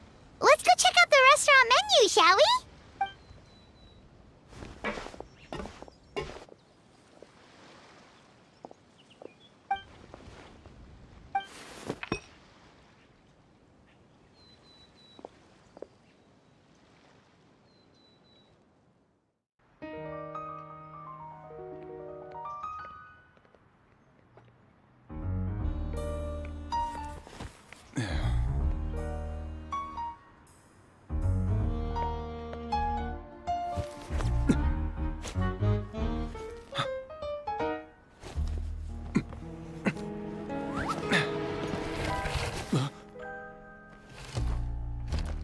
Your friend thought you might be thirsty. Won't you stay and drink it?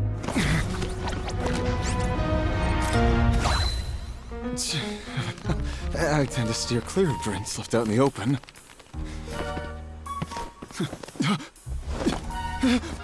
You're surrounded. Give up and come with. You lousy swine! Stop right there! Oh, look! A surprise performance! Wow! How lucky we are! Quick, take a photo! After him!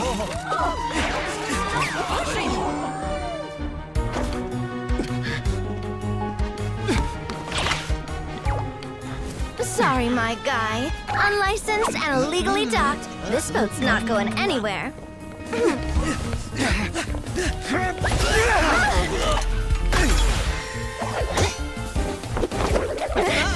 Quick! Don't let him get away!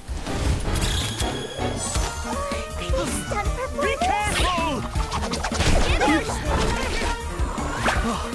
Amazing! Lowly worm! No one flies higher than the almighty Dragon Lord! Who's stealing my fun? You again! You're driving me crazy! Oh, wow,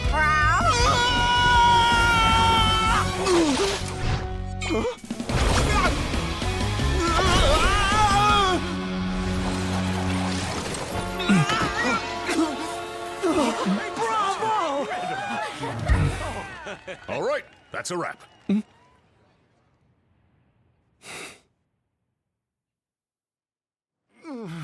Unbelievable! You can't just drag someone around like that! Such blatant disregard for human life! I'm gonna sue the living daylights out of you! Will you now? I think I did you a favor by pulling you away from your audience. Saved you some face at the very least. As for whether you were facing up or down along the way, well, that was your decision, wasn't it? Why, you...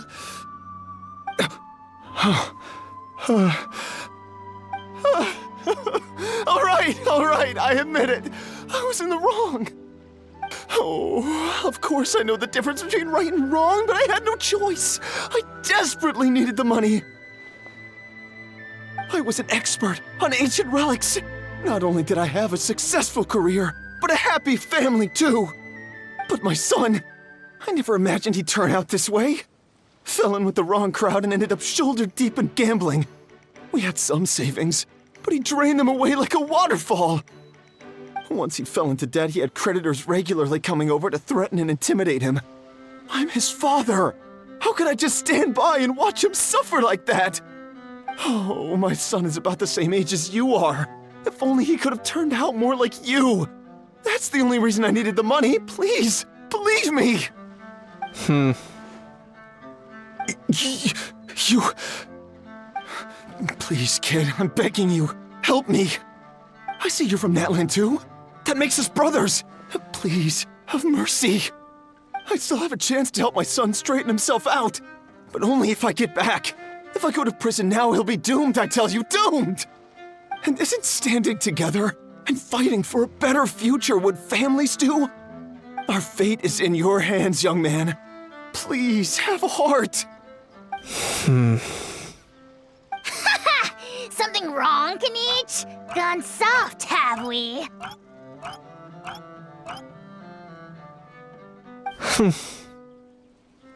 I don't believe a word you say.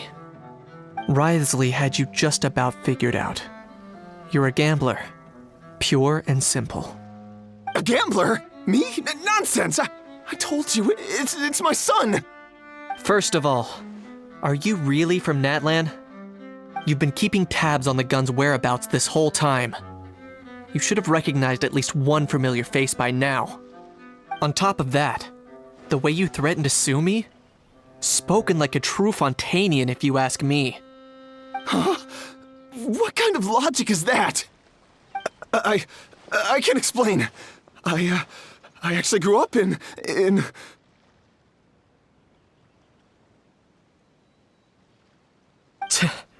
I don't want to hear another word. Ahow, here's your chance.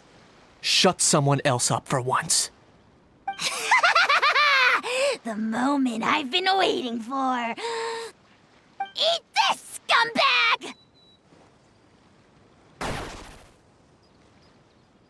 Being a compulsive liar is one of the hallmarks of a die-hard gambler. I bet you're just a Fontainian pretending to be from Natlan. Even if you have any friends or family to speak of, I'm guessing they've long since cut all ties with you. And you have your depraved ways to thank for that. Of course, I might be wrong.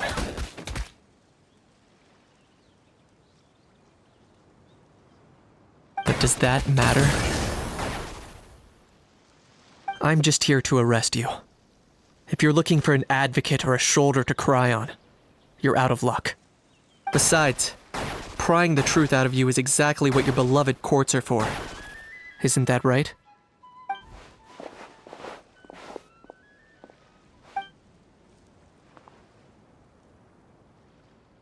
Many thanks.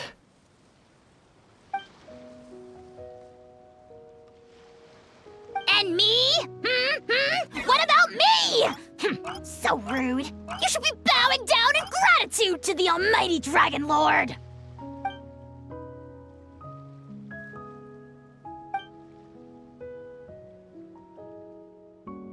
Hey, what do you mean? Hold it right there!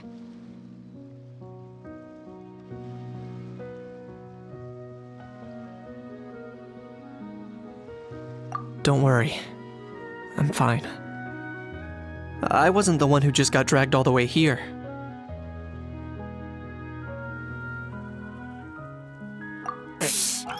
Little Knight, thinking back to when you were just an itty-bitty boy, Knight, aren't ya? Aw, don't start crying like a little baby. I am the almighty Dragon Lord! No servant of mine will be seen acting so weak and pathetic in public! What are you on about?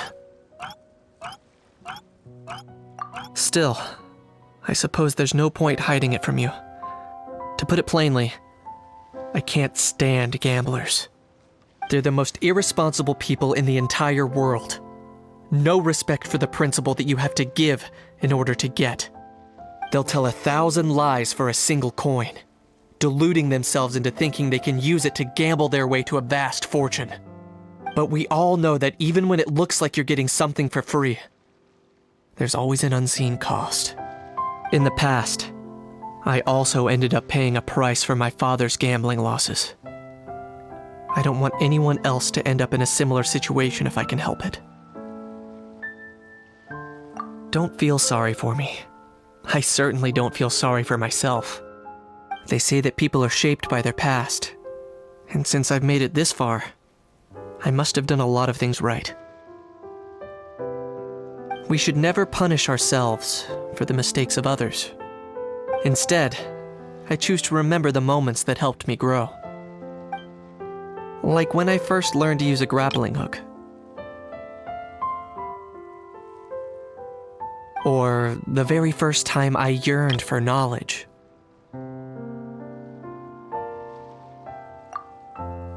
Yeah, I believe you. Let's get going. If we don't head back soon, we'll cause more unnecessary worry.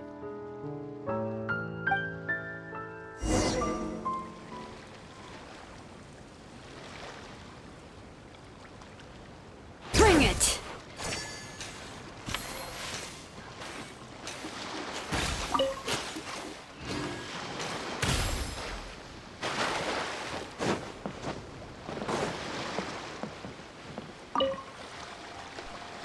Yay! Traveler, Knight, you're back! We just saw Chevro's taking the criminal away. She looked pretty pleased with herself. Haha! So after so much running in circles, turns out he had no fight in him, huh? Guess running away was the only trick up his sleeve. Oh, also, Risley said to let you know that he's already left. He went to report back to the Palais Mermonia. Apparently, the Maréchaux say Phantom's preparing to carry out an in-depth investigation into illegal gambling activities. Sounds like they'll have their hands full. Anyway, that's for the Palais to worry about, not really our concern.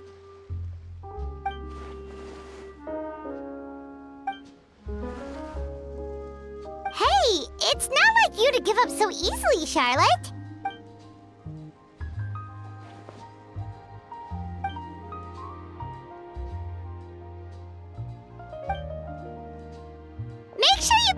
last shots of Paimon.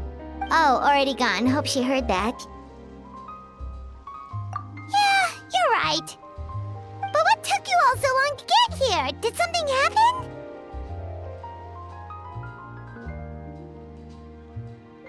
What? Rumors and slander! When have I, the almighty Dragon Lord, Kahulahau, ever sunk to such sniveling? Often, actually. To be honest, I haven't decided yet. At the moment, I've got nothing urgent to get back for. And in any case, the court might need me to testify again. Plus, that gun's still a key piece of evidence. I'll probably have to wait until the case is closed before I can return it to Nat. So, I guess I'll be sticking around to enjoy the beach a little longer.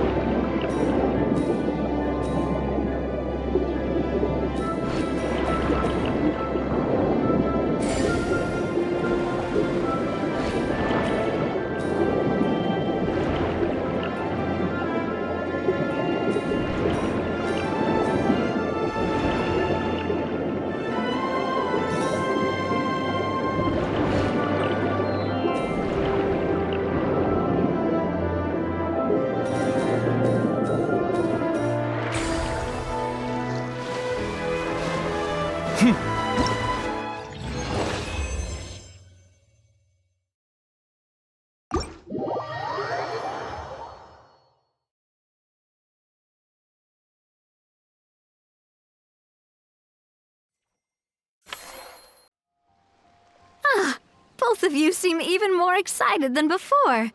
Looks like your first trial run didn't disappoint.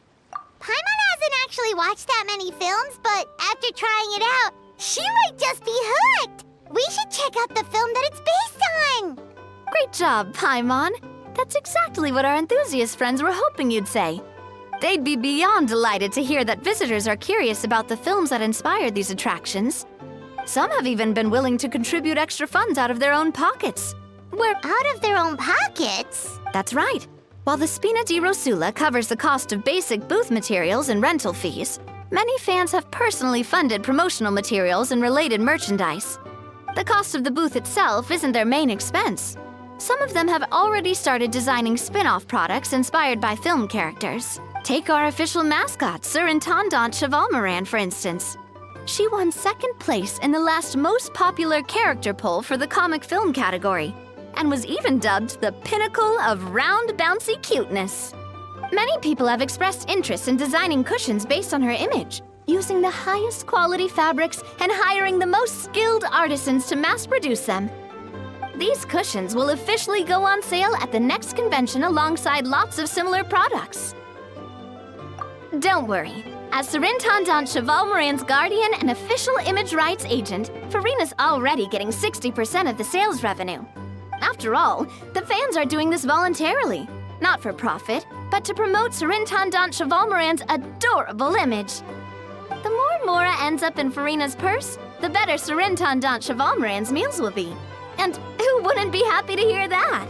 Oh, Paimon likes the sound of that.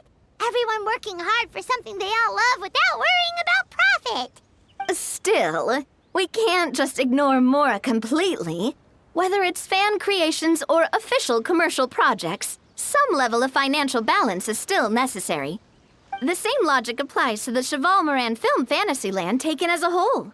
Once we finish the standardized strategy guides, our attractions can officially be open to the public. There's plenty of work to do at the various booths, and the park itself is a work in progress. There's a recruitment section on the park's bulletin board. We've received many applications, and each candidate has their strengths. Our job is to match the best candidates to each attraction based on their overall performance. Once assigned, the staff will keep the attractions running, ensuring a continuous revenue stream. Wait, so we've suddenly gone from being playtesters to heads of human resources? That's definitely a first for us.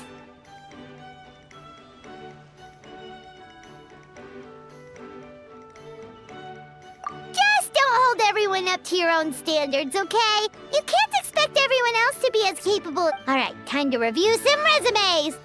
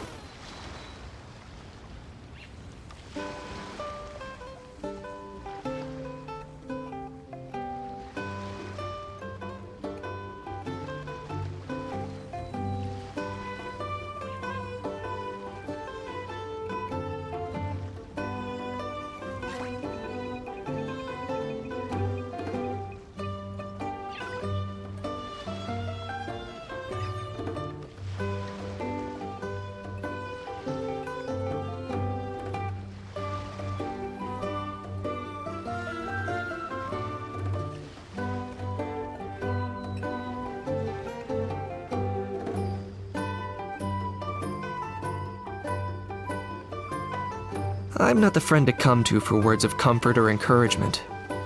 But when it comes to weighing the costs of your actions, ask away.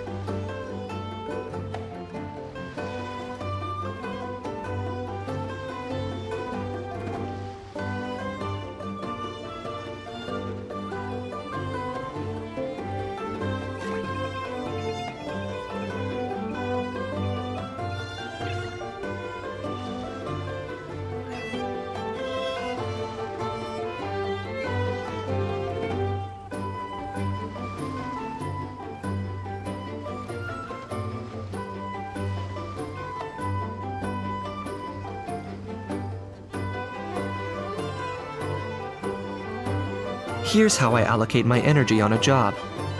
70% goes to investigating, 10% to making a final decision, and the remainder for execution.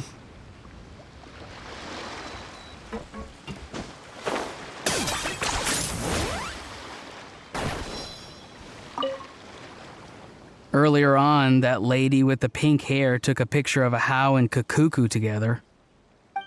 You sound a little disappointed. Were you hoping to be in it too? I was at first. But after seeing how awkward a How looked, I figured I wouldn't really fit in.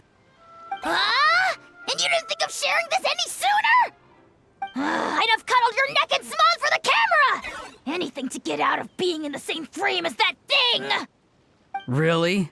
Well, no worries, you still can. Come here, give us a hug. I hope your face is ready, because it's about to get flame roasted! I got your back, bro!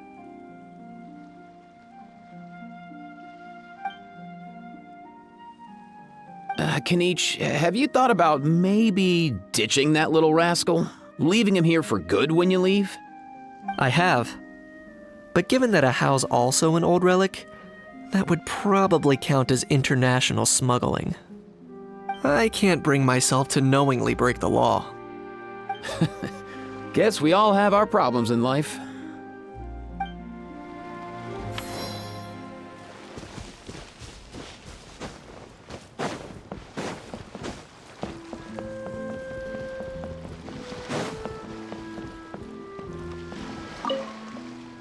When reviewing resumes,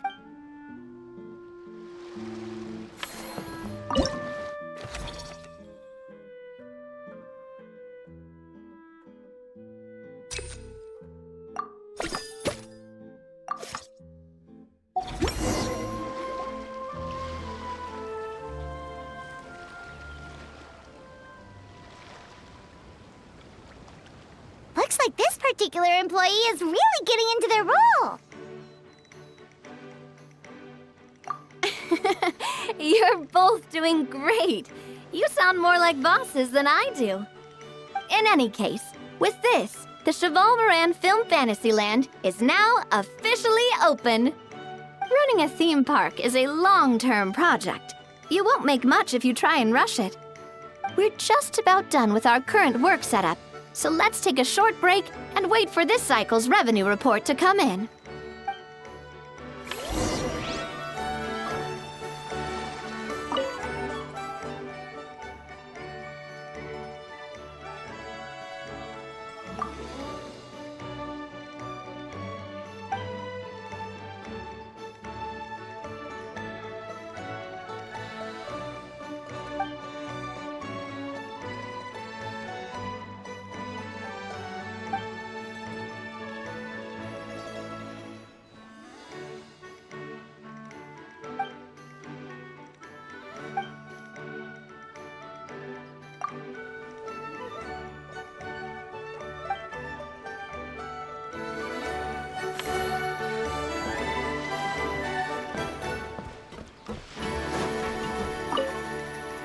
Well, this cycle of operations sure got us off to a...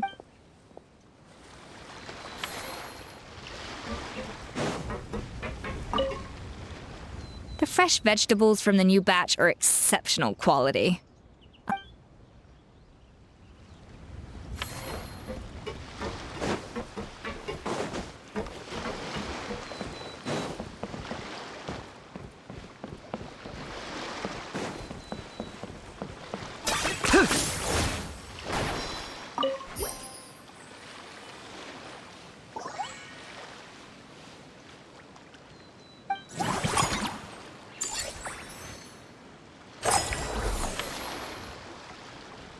Well, the numbers might not look that impressive.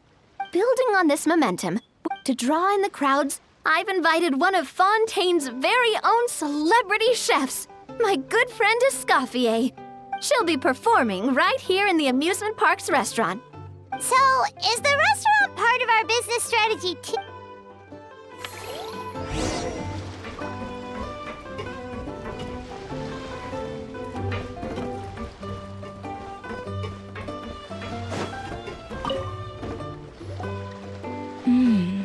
The restaurant is up to standard, and the waterside location will make for a unique dining experience.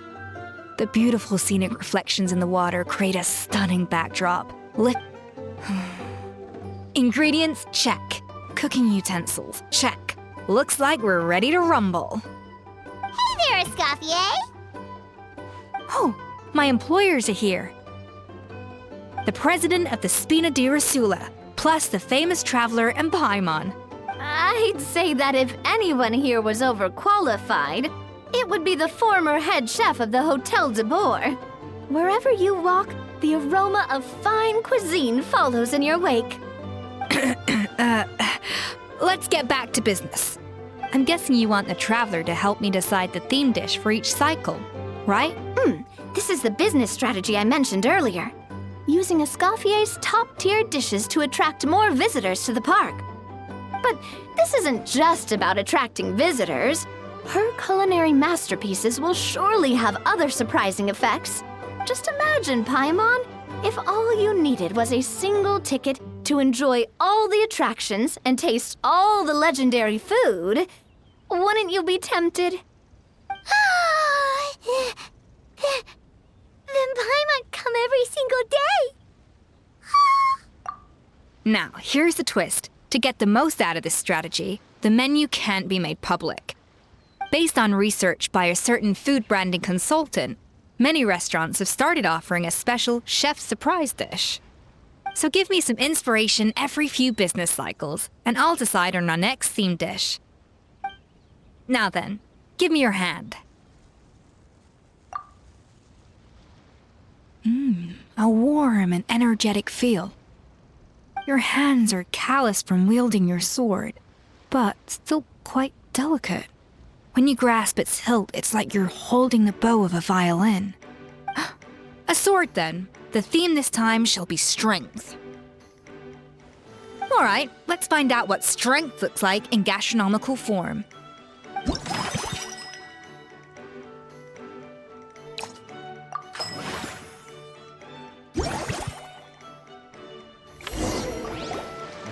I've refined the sauce for these barbecue ribs. It's a richer flavor than the classic version, but not at all greasy. The mint extract in the seasoning leaves a refreshing aftertaste, perfect for indulging yourself after a fun-filled day. But if you ask me, I'd say the artisans need these more than the guests. The artisans? As I'm sure you've noticed, this park isn't quite finished. A serving of these barbecue ribs should help the artisans replenish their strength much more quickly. As their bosses, you have an obligation to provide meals for them. So why not invite them to dine here? Who knows? The morale boost might even improve their productivity. Oh, if I recall correctly, you once served up some special fish and chips for the porters over at the Fleuve Centre. For several days after, the workers were all incredibly efficient. They'd finish 8 hours of work in just 5. And then, because they clocked out early, they'd come back completely refreshed the next day. Then there's no time to lose. Go invite the artisans over while these ribs are still hot. I'll prepare some side dishes and desserts too. That's a great idea! You really live up to your reputation, Escoffier! Looks like these themed dishes are gonna make a huge difference after all. We'll have to make sure we check in with you regularly. The artisans are pumped and ready to roll thanks to that themed dish. And perfect timing, too. Let's take this chance to take the facilities of our eclectic escapades to the next level.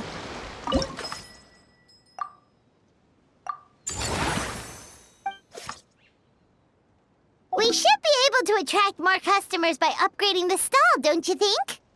That's right. Based on an attraction will reach its ideal revenue only when its service value meets customer expect. When that happens, we can deploy more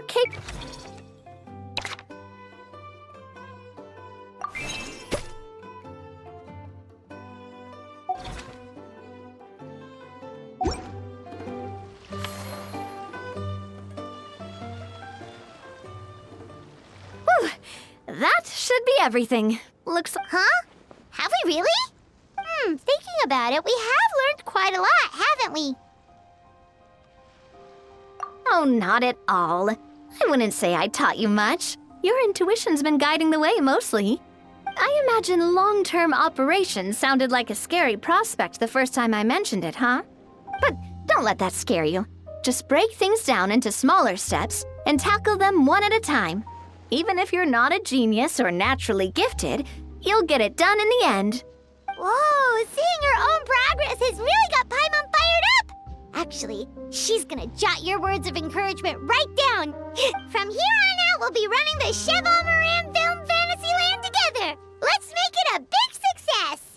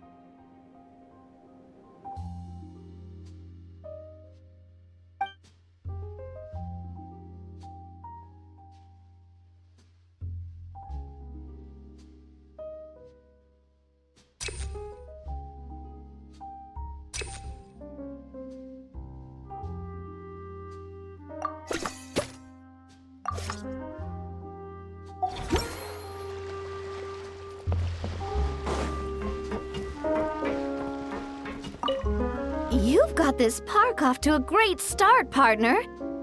I can't wait to see how it'll all turn out. How exciting!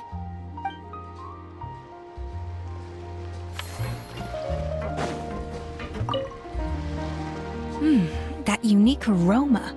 I wonder how you'll inspire my cooking this time. All right then, I'll just go.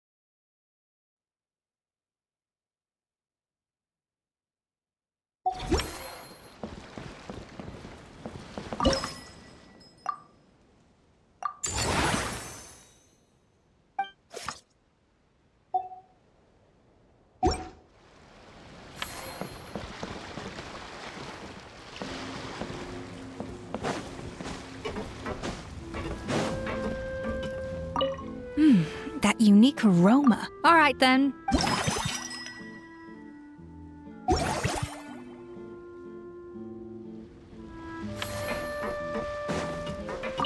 You've got this. I can't wait to see how it'll all turn out. How exciting!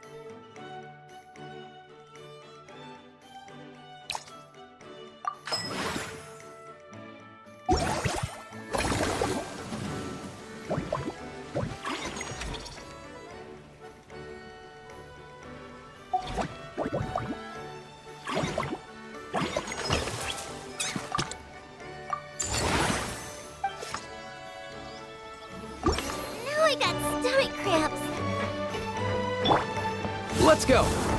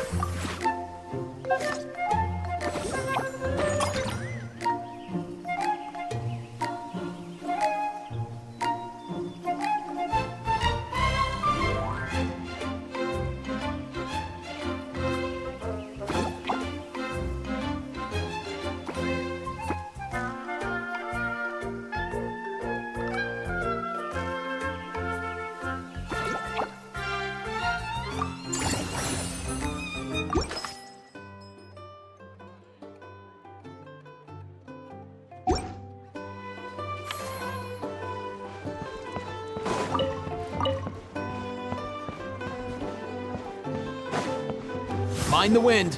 Easy now, Kakuku.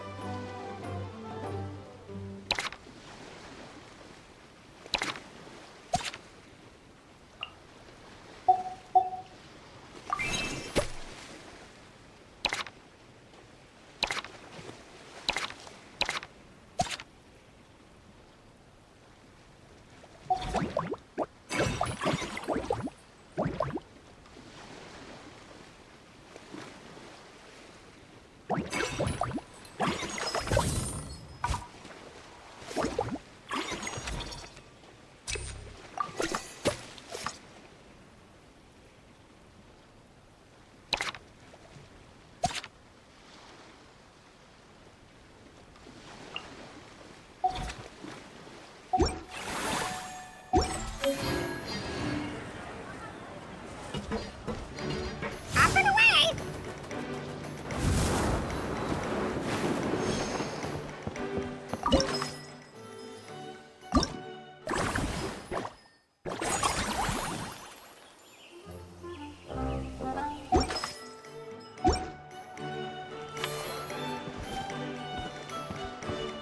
Let's go!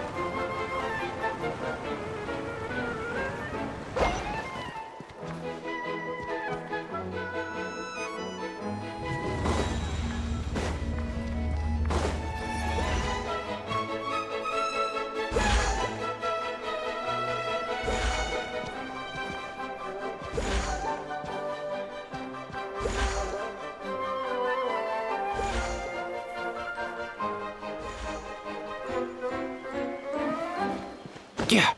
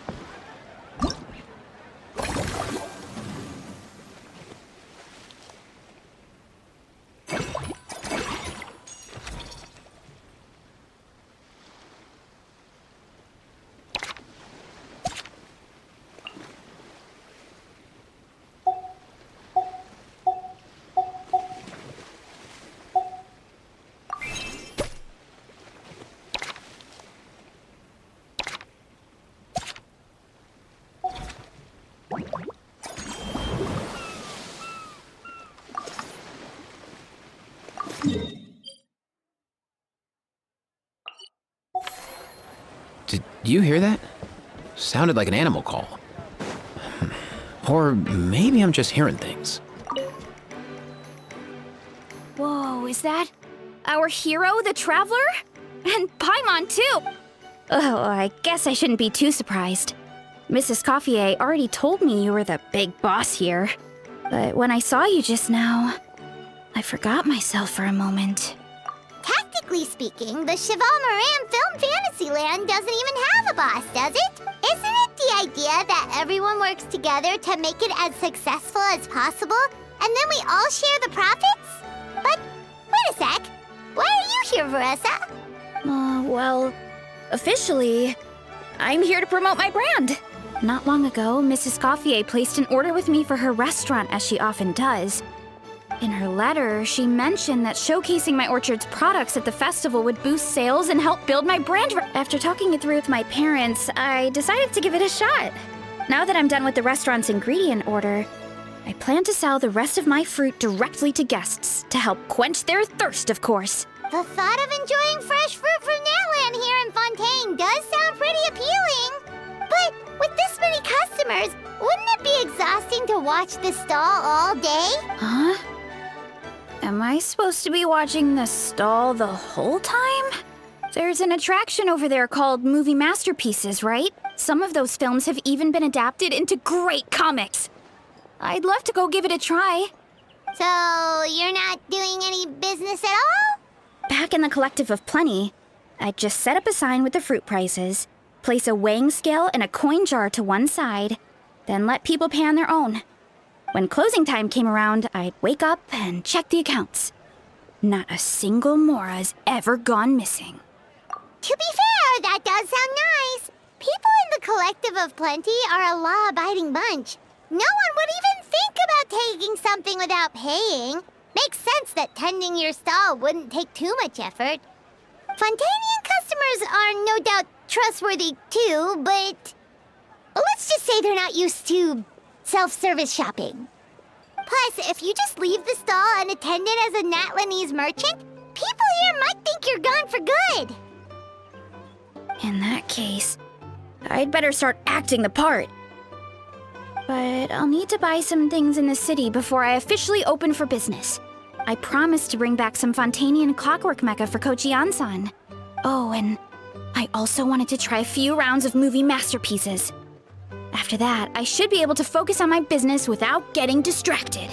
We might not be locals, but we've explored Fontaine quite a bit. We know our way around pretty well. In that case, give me a moment to get some extra fruit, a price list, and my coin jar set up. I get to go shopping with the Traveler! Nice.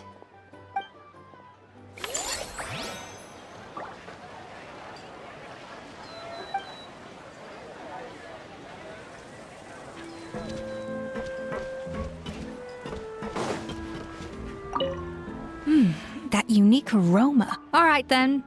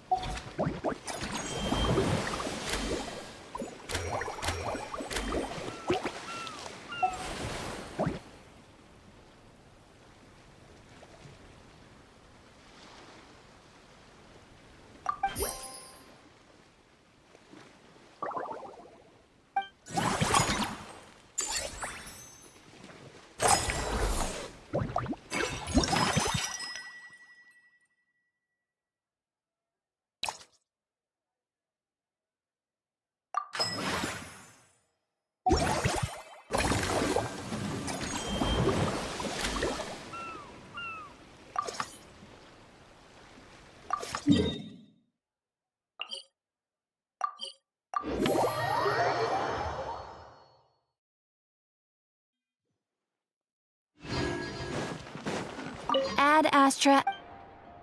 Thank you for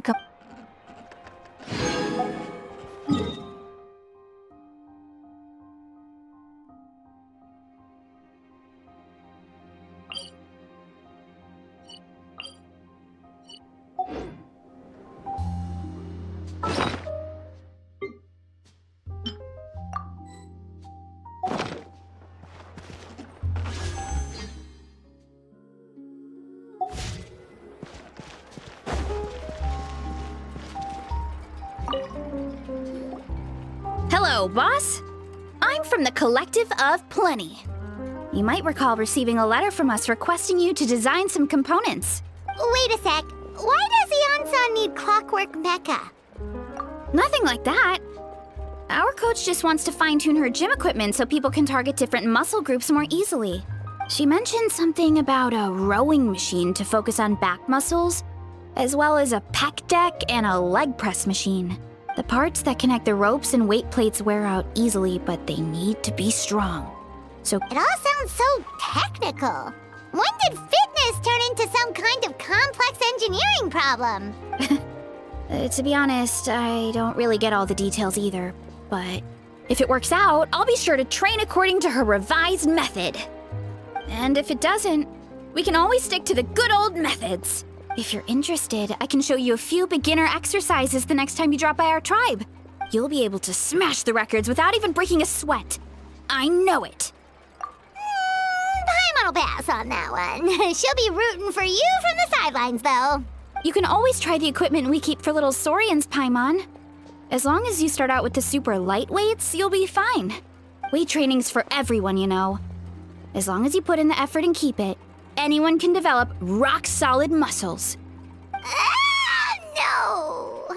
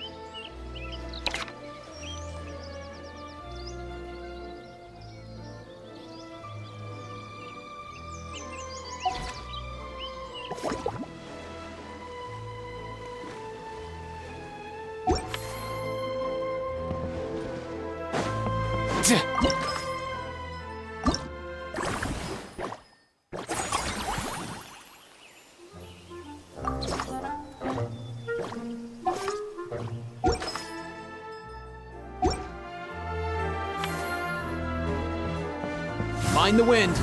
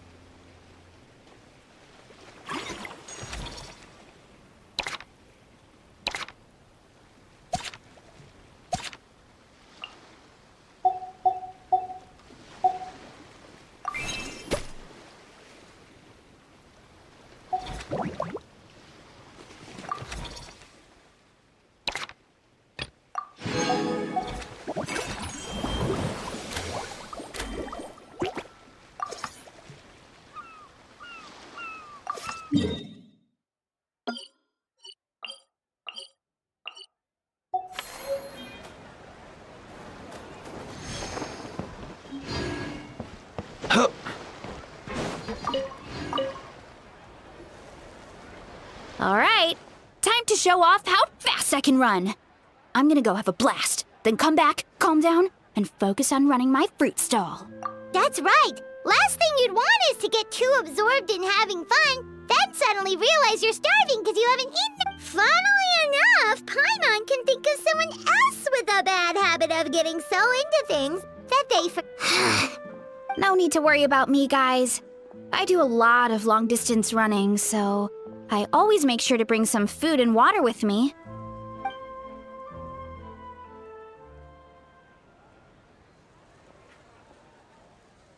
Woohoo! That was incredible! How was it? Did you get through all the levels? It was amazing! Not only did I get a super high score, but I also checked up on every homage to the original films.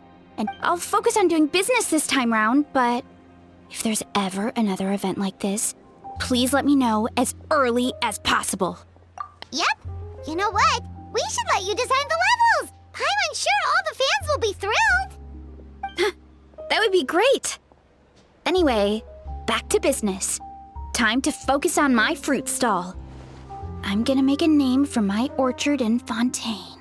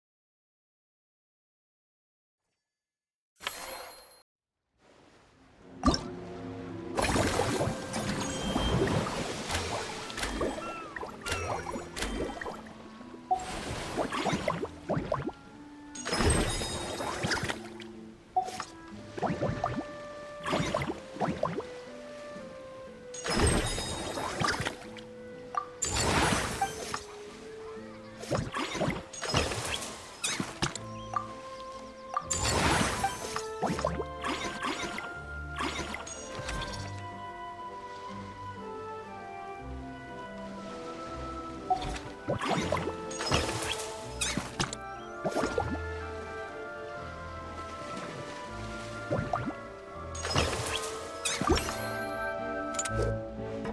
and away!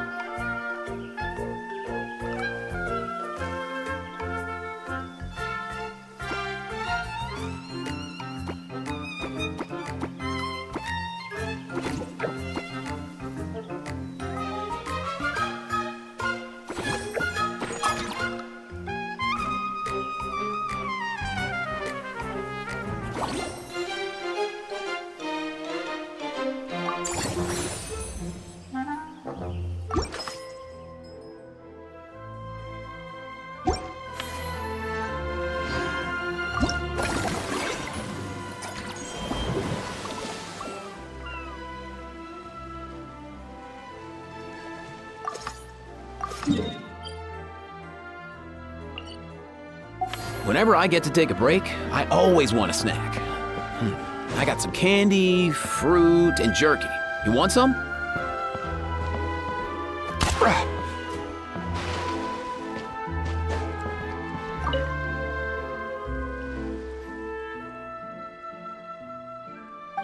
Hey, Siegeween! Welcome to the Cheval Moran Film Fantasyland!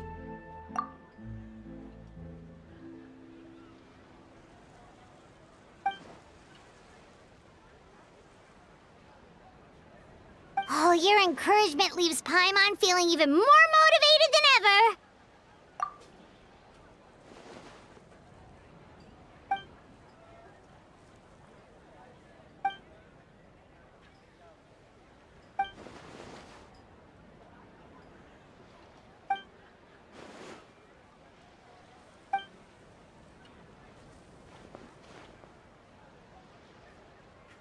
But now they've got films to watch. Even the ones who used to cause trouble might settle down a bit, right? We have our very own animal-themed area, by the way. We call it Mellow Manor. Customers are calling it the most relaxing place in the park.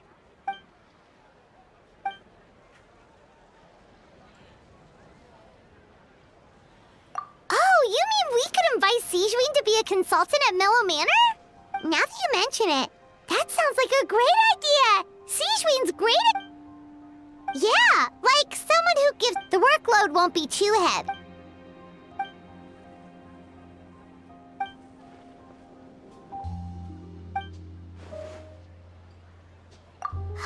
With Siegeween on board, Mellow Manor's gonna be even better than before!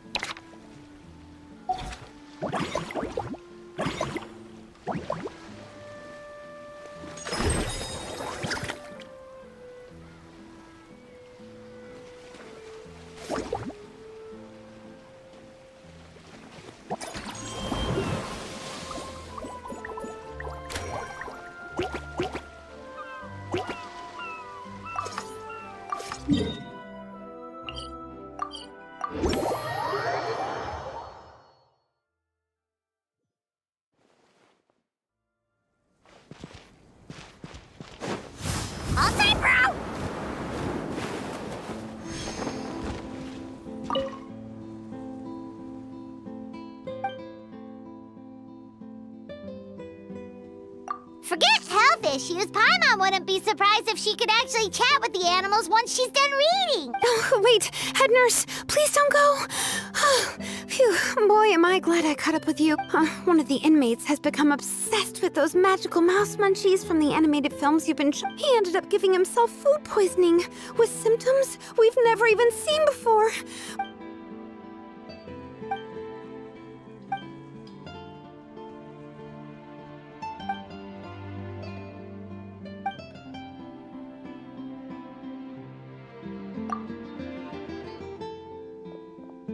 Sijui sure has it tough. Not only does she have to worry about taking care of her patients, she also has to clean up after those troublemakers. Why don't we prepare something tasty?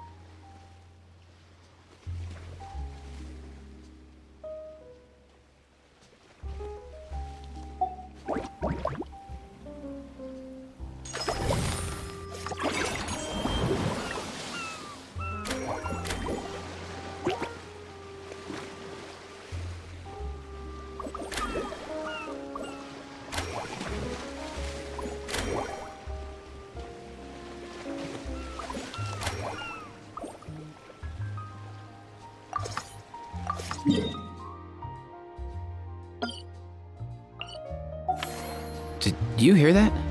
Sounded like an animal call. Or maybe I'm just hearing things.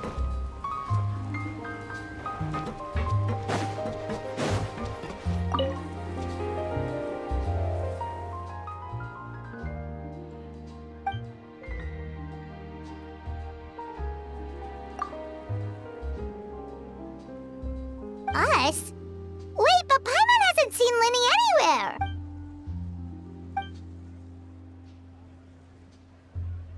All of them? That's some serious dedication right there.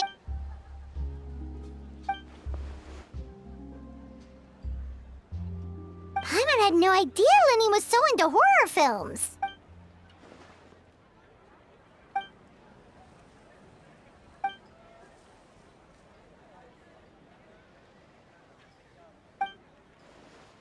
Well, that's a side of Linny we've never seen before. Don't even think about roping Paimon into this!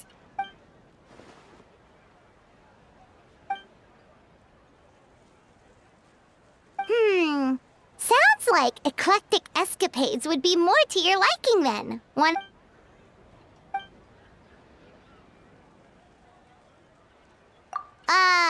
Is that really that entertaining? Still, if you're interested in the attraction, why not become a consultant?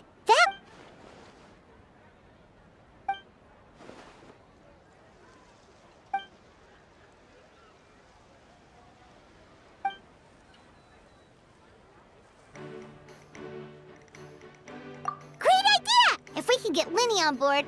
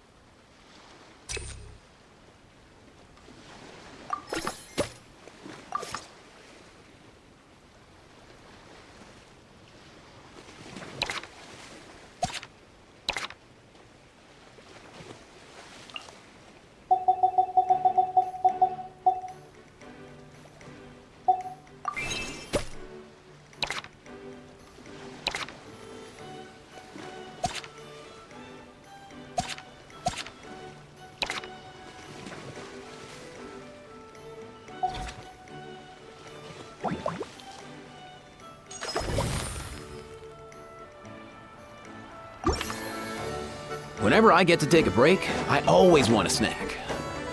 I got some candy, fruit, and jerky. You want some?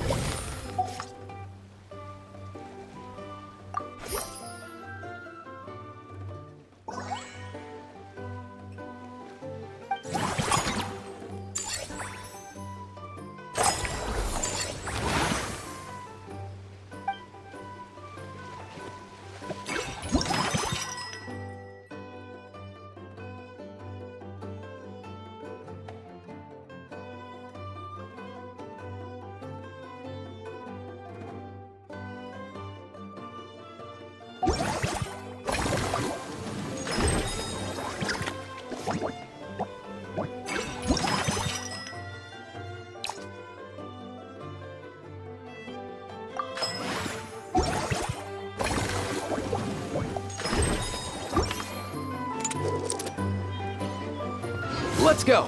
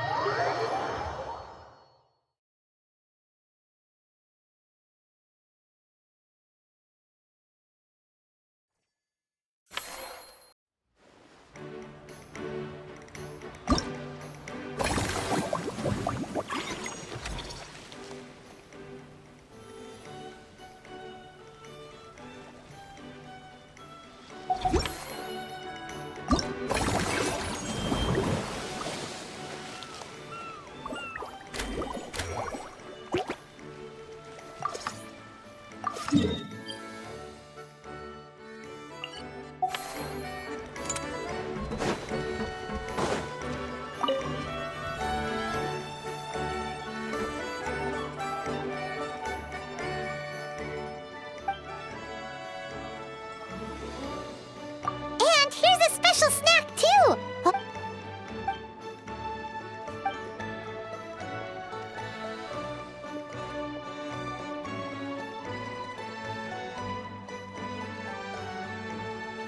Is it because they aren't paying any attention when they're watching? Or is it some rebellious mentality?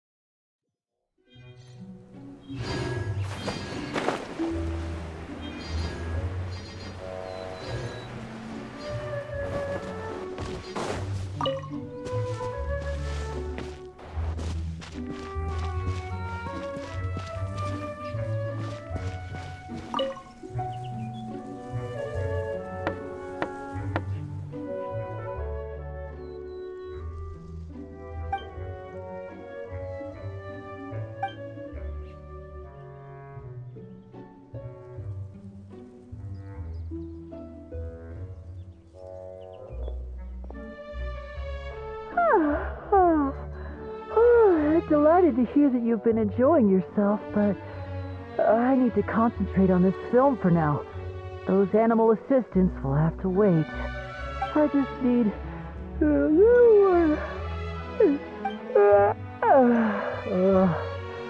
every time I close my eyes, I keep thinking of new tricks.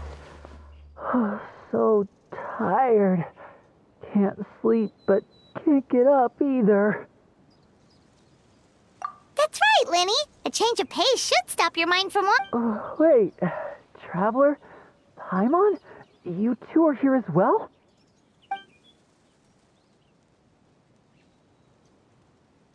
In that case, count me in. Not just for my own sake, of course, but to support my friends. Just give me a moment to freshen up.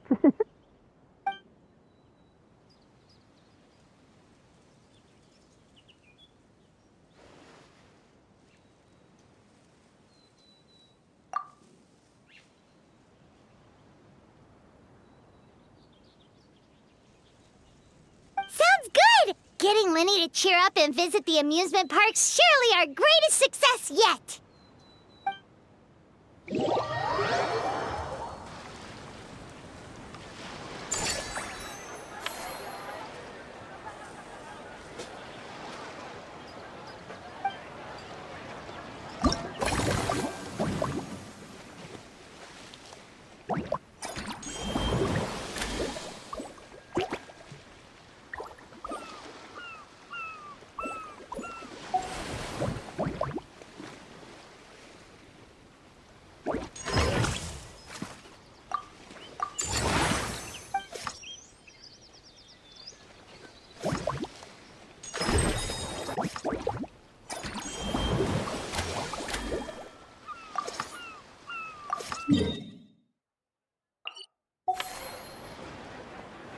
Huh?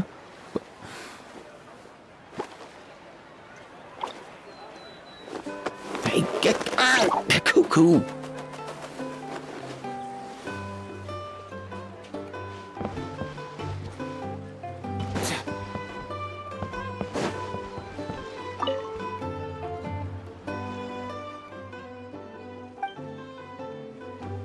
Dia? Paimon didn't expect to see you here either!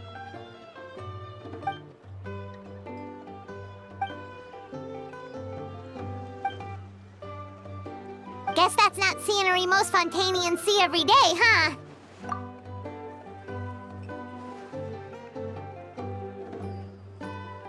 Wait, aren't fight scenes supposed to be as realistic as possible?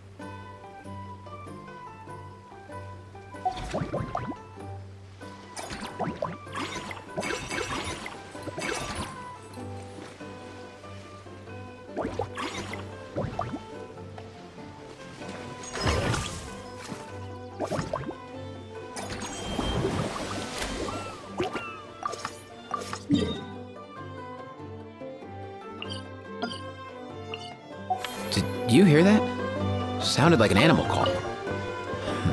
Or maybe I'm just hearing things.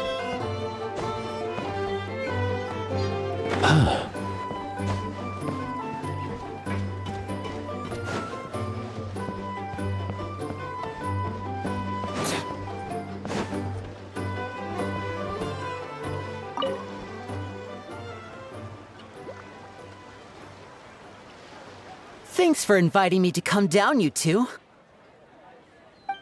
I must say, I feel like a new man after visiting the park and seeing all those adorable animals. Seems like Lynette has her eye on some great potential animal assistants, too.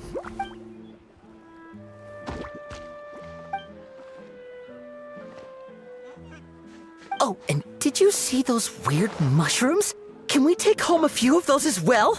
That might not be possible. These fungi have been specially trained, you know?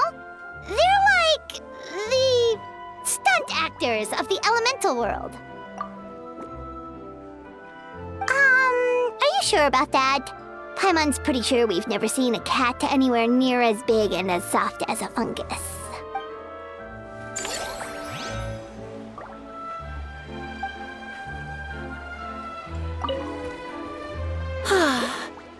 The other two attractions were great too. In fact, they've given me a new idea. An interactive magic show with a moving stage. We'll start working on it as soon as we've finished filming.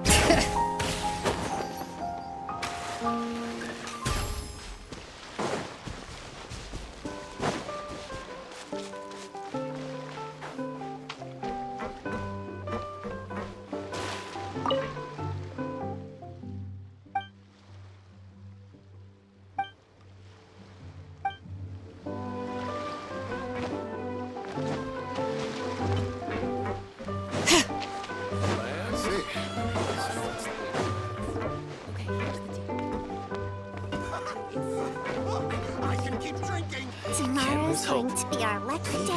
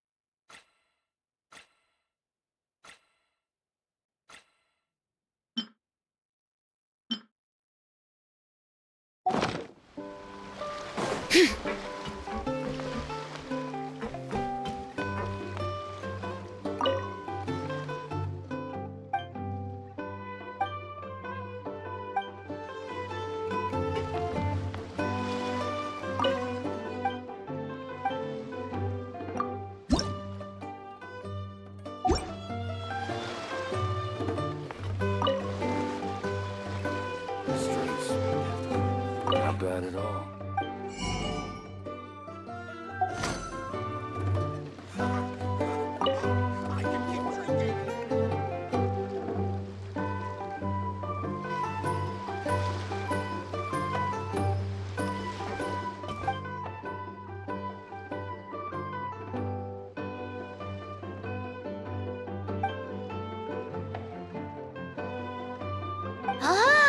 They both sound delicious. But how come you seem so familiar with this bar when it's your first time here? Paimon's never even heard of the drinks you ordered us.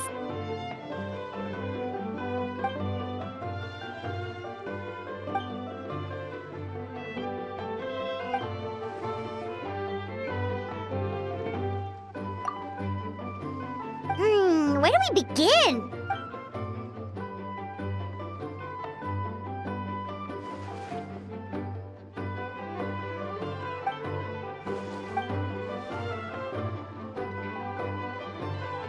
Huh? So we could become mercs too?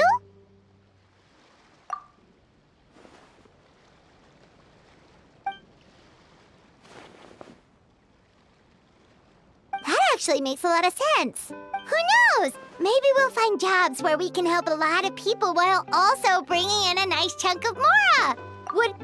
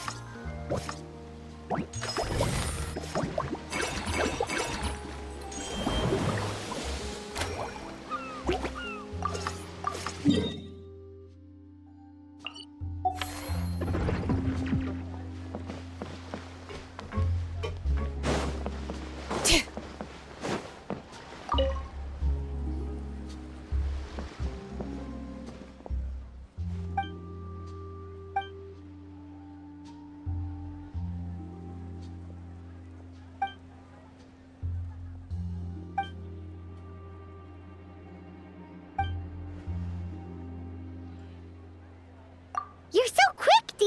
Everyone agreed just like that! Guess that means... Hooah! Watch out, world! There's a couple of new mercs on the scene!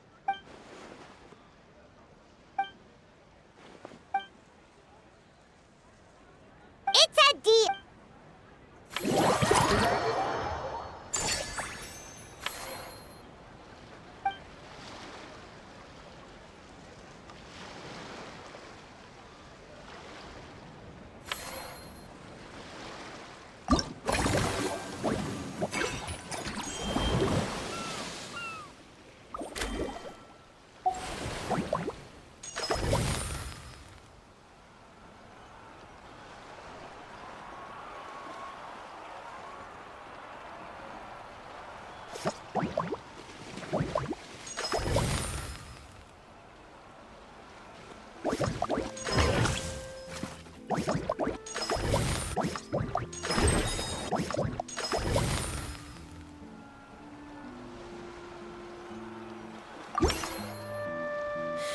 Ugh, how many forging commissions? Do I still have to finish? Let's see. 1, 2... not so...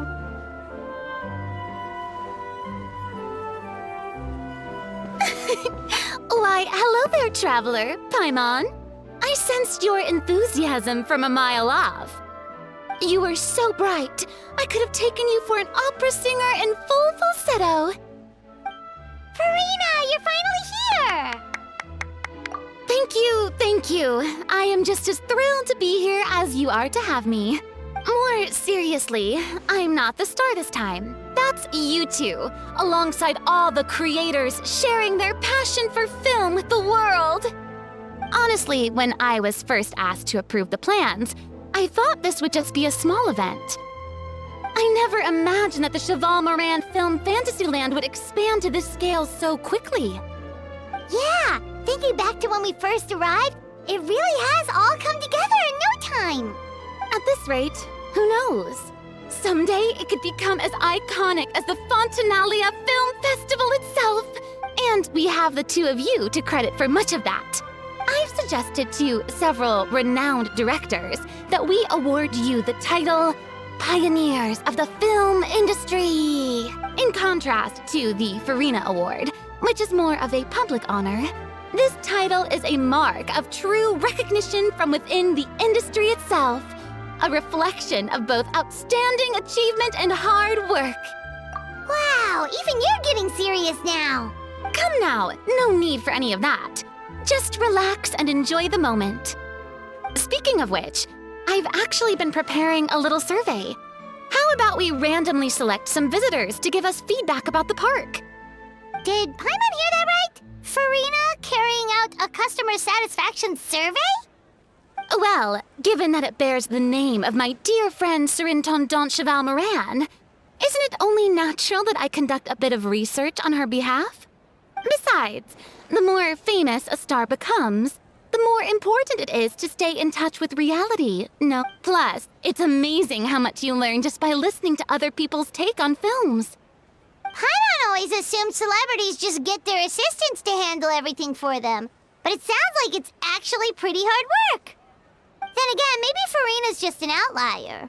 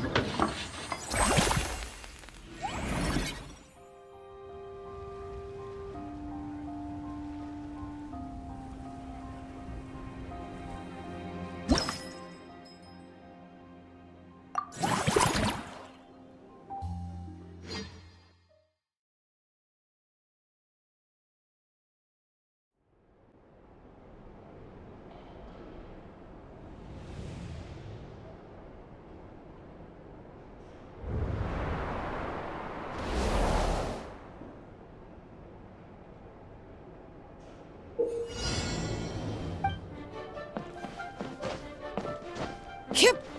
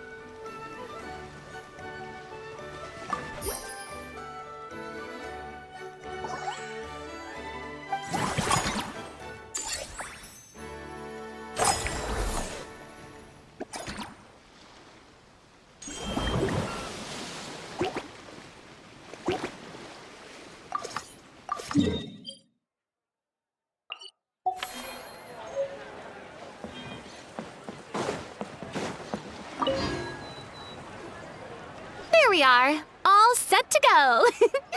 Now, let's take a stroll nearby and randomly pick out some visitors to ask a...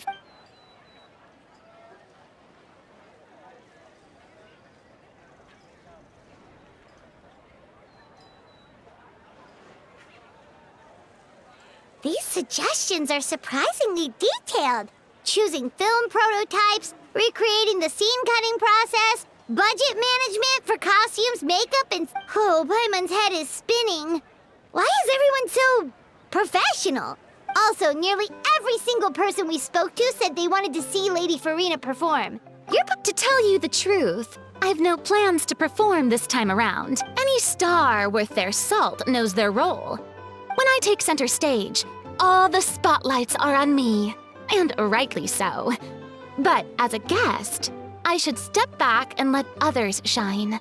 So instead of performing myself, I'd prefer to support you from behind the scenes.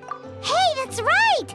Movie Masterpieces is all about film expertise. There really would be no better candidate than you! Wonderful! Then I shall give this role my very heart and soul. Once I've had a moment to prepare, we can meet up for a slice of gâteau from my pâtissière suprême before we get started.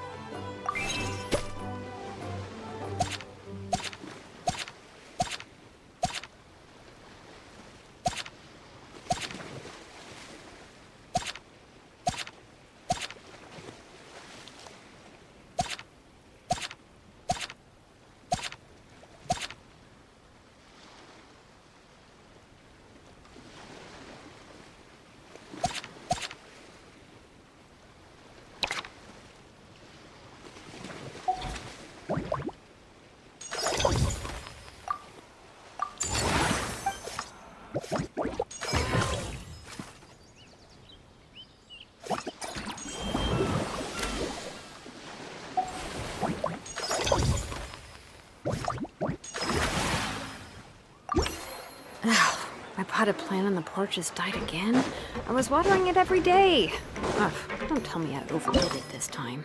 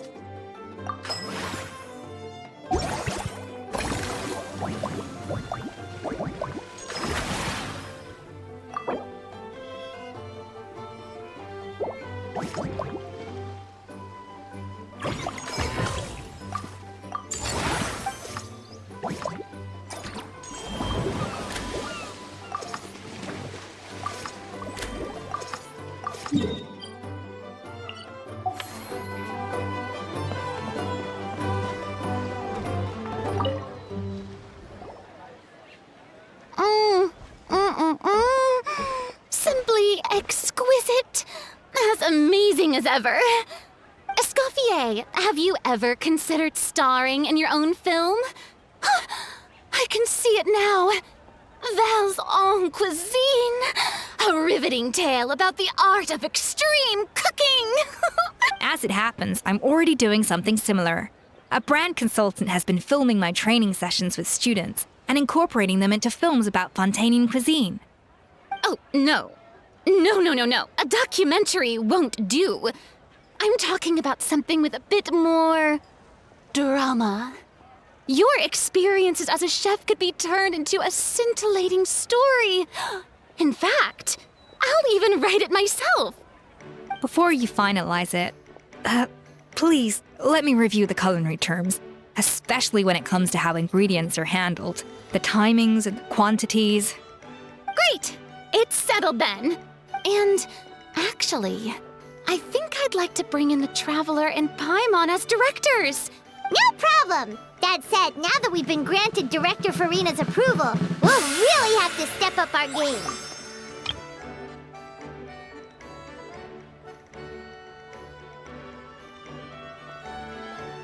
Excellent! I believe in you both. The gâteau was sublime as ever, Escoffier. Now, about time we got to work.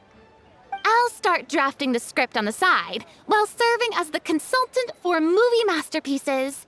Wish me luck!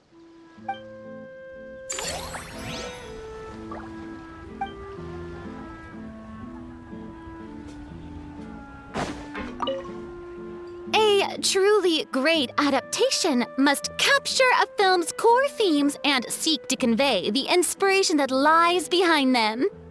The 3 attractions are certainly all up to par, and I trust that you'll be able to make them better still. To enhance our film's aesthetic, I'd recommend a few classics for you to familiarize yourself with. Or, if you have the time, maybe we could watch them together?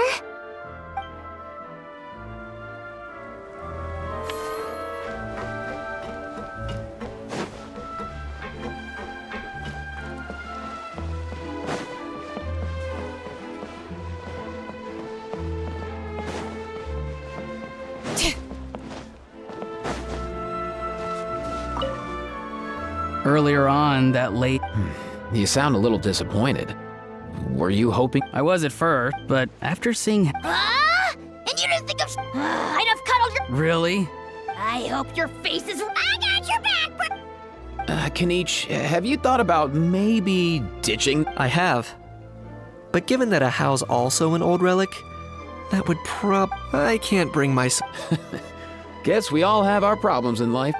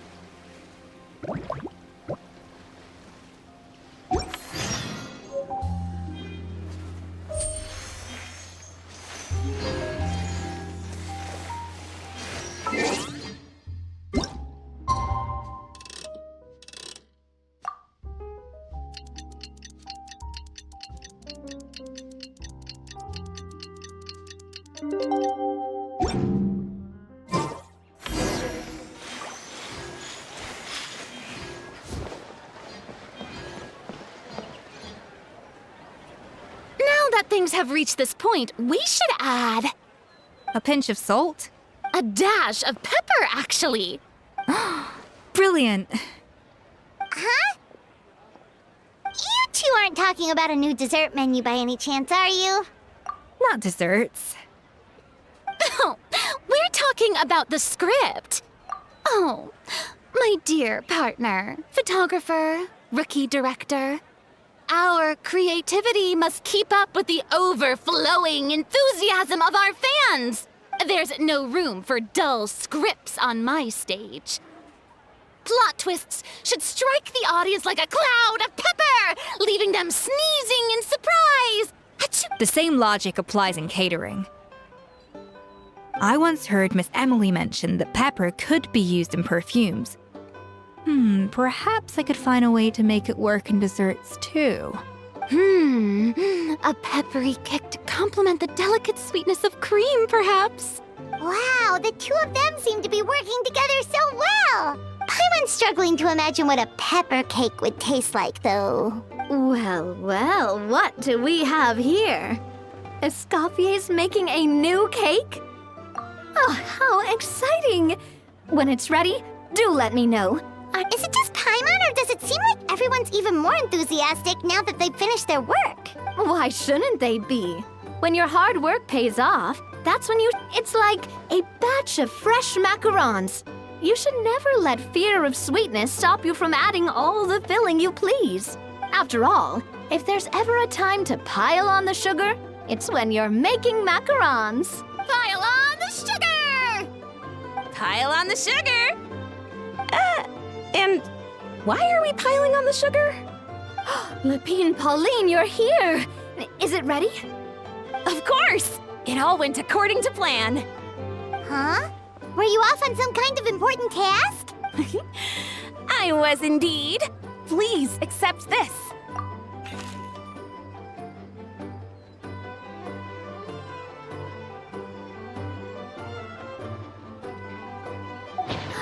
Oh, wow! It's a panoramic view of the amusement park with everyone's illustrations on it! Since the film Fantasyland has been such a success, we decided to create a unique souvenir to remember it by. We built this park together brick by brick, so we decided we'd all contribute to drawing this map together too. To be fair, it was mostly thanks to Miss Lapine Pauline. She's our expert when it comes to drawing after all. But we all did our best to leave our own marks too. That's right! And on top of that, traveler, I'm offering you a most special privilege. You get to add a mustache to my portrait!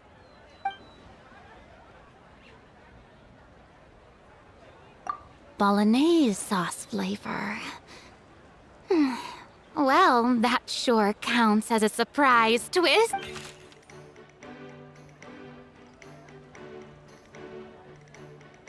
All right then!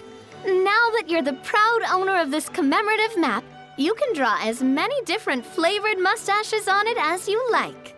Sounds like a pretty tasty map. We'll look after it well. Great! Your satisfaction is our #1 priority. Everything's all in order. Now it's time to relax. Forget about work and just enjoy the park.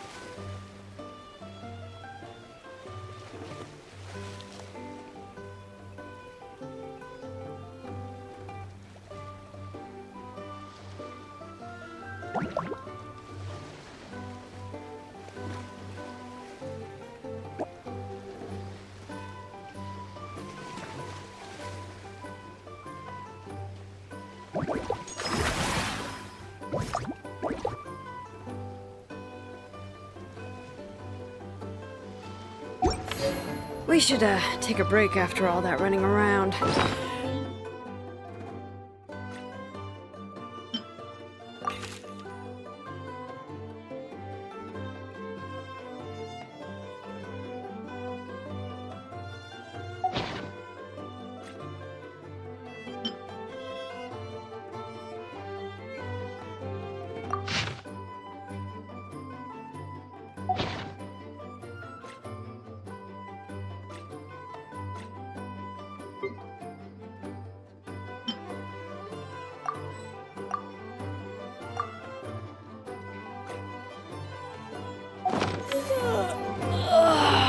Yeah.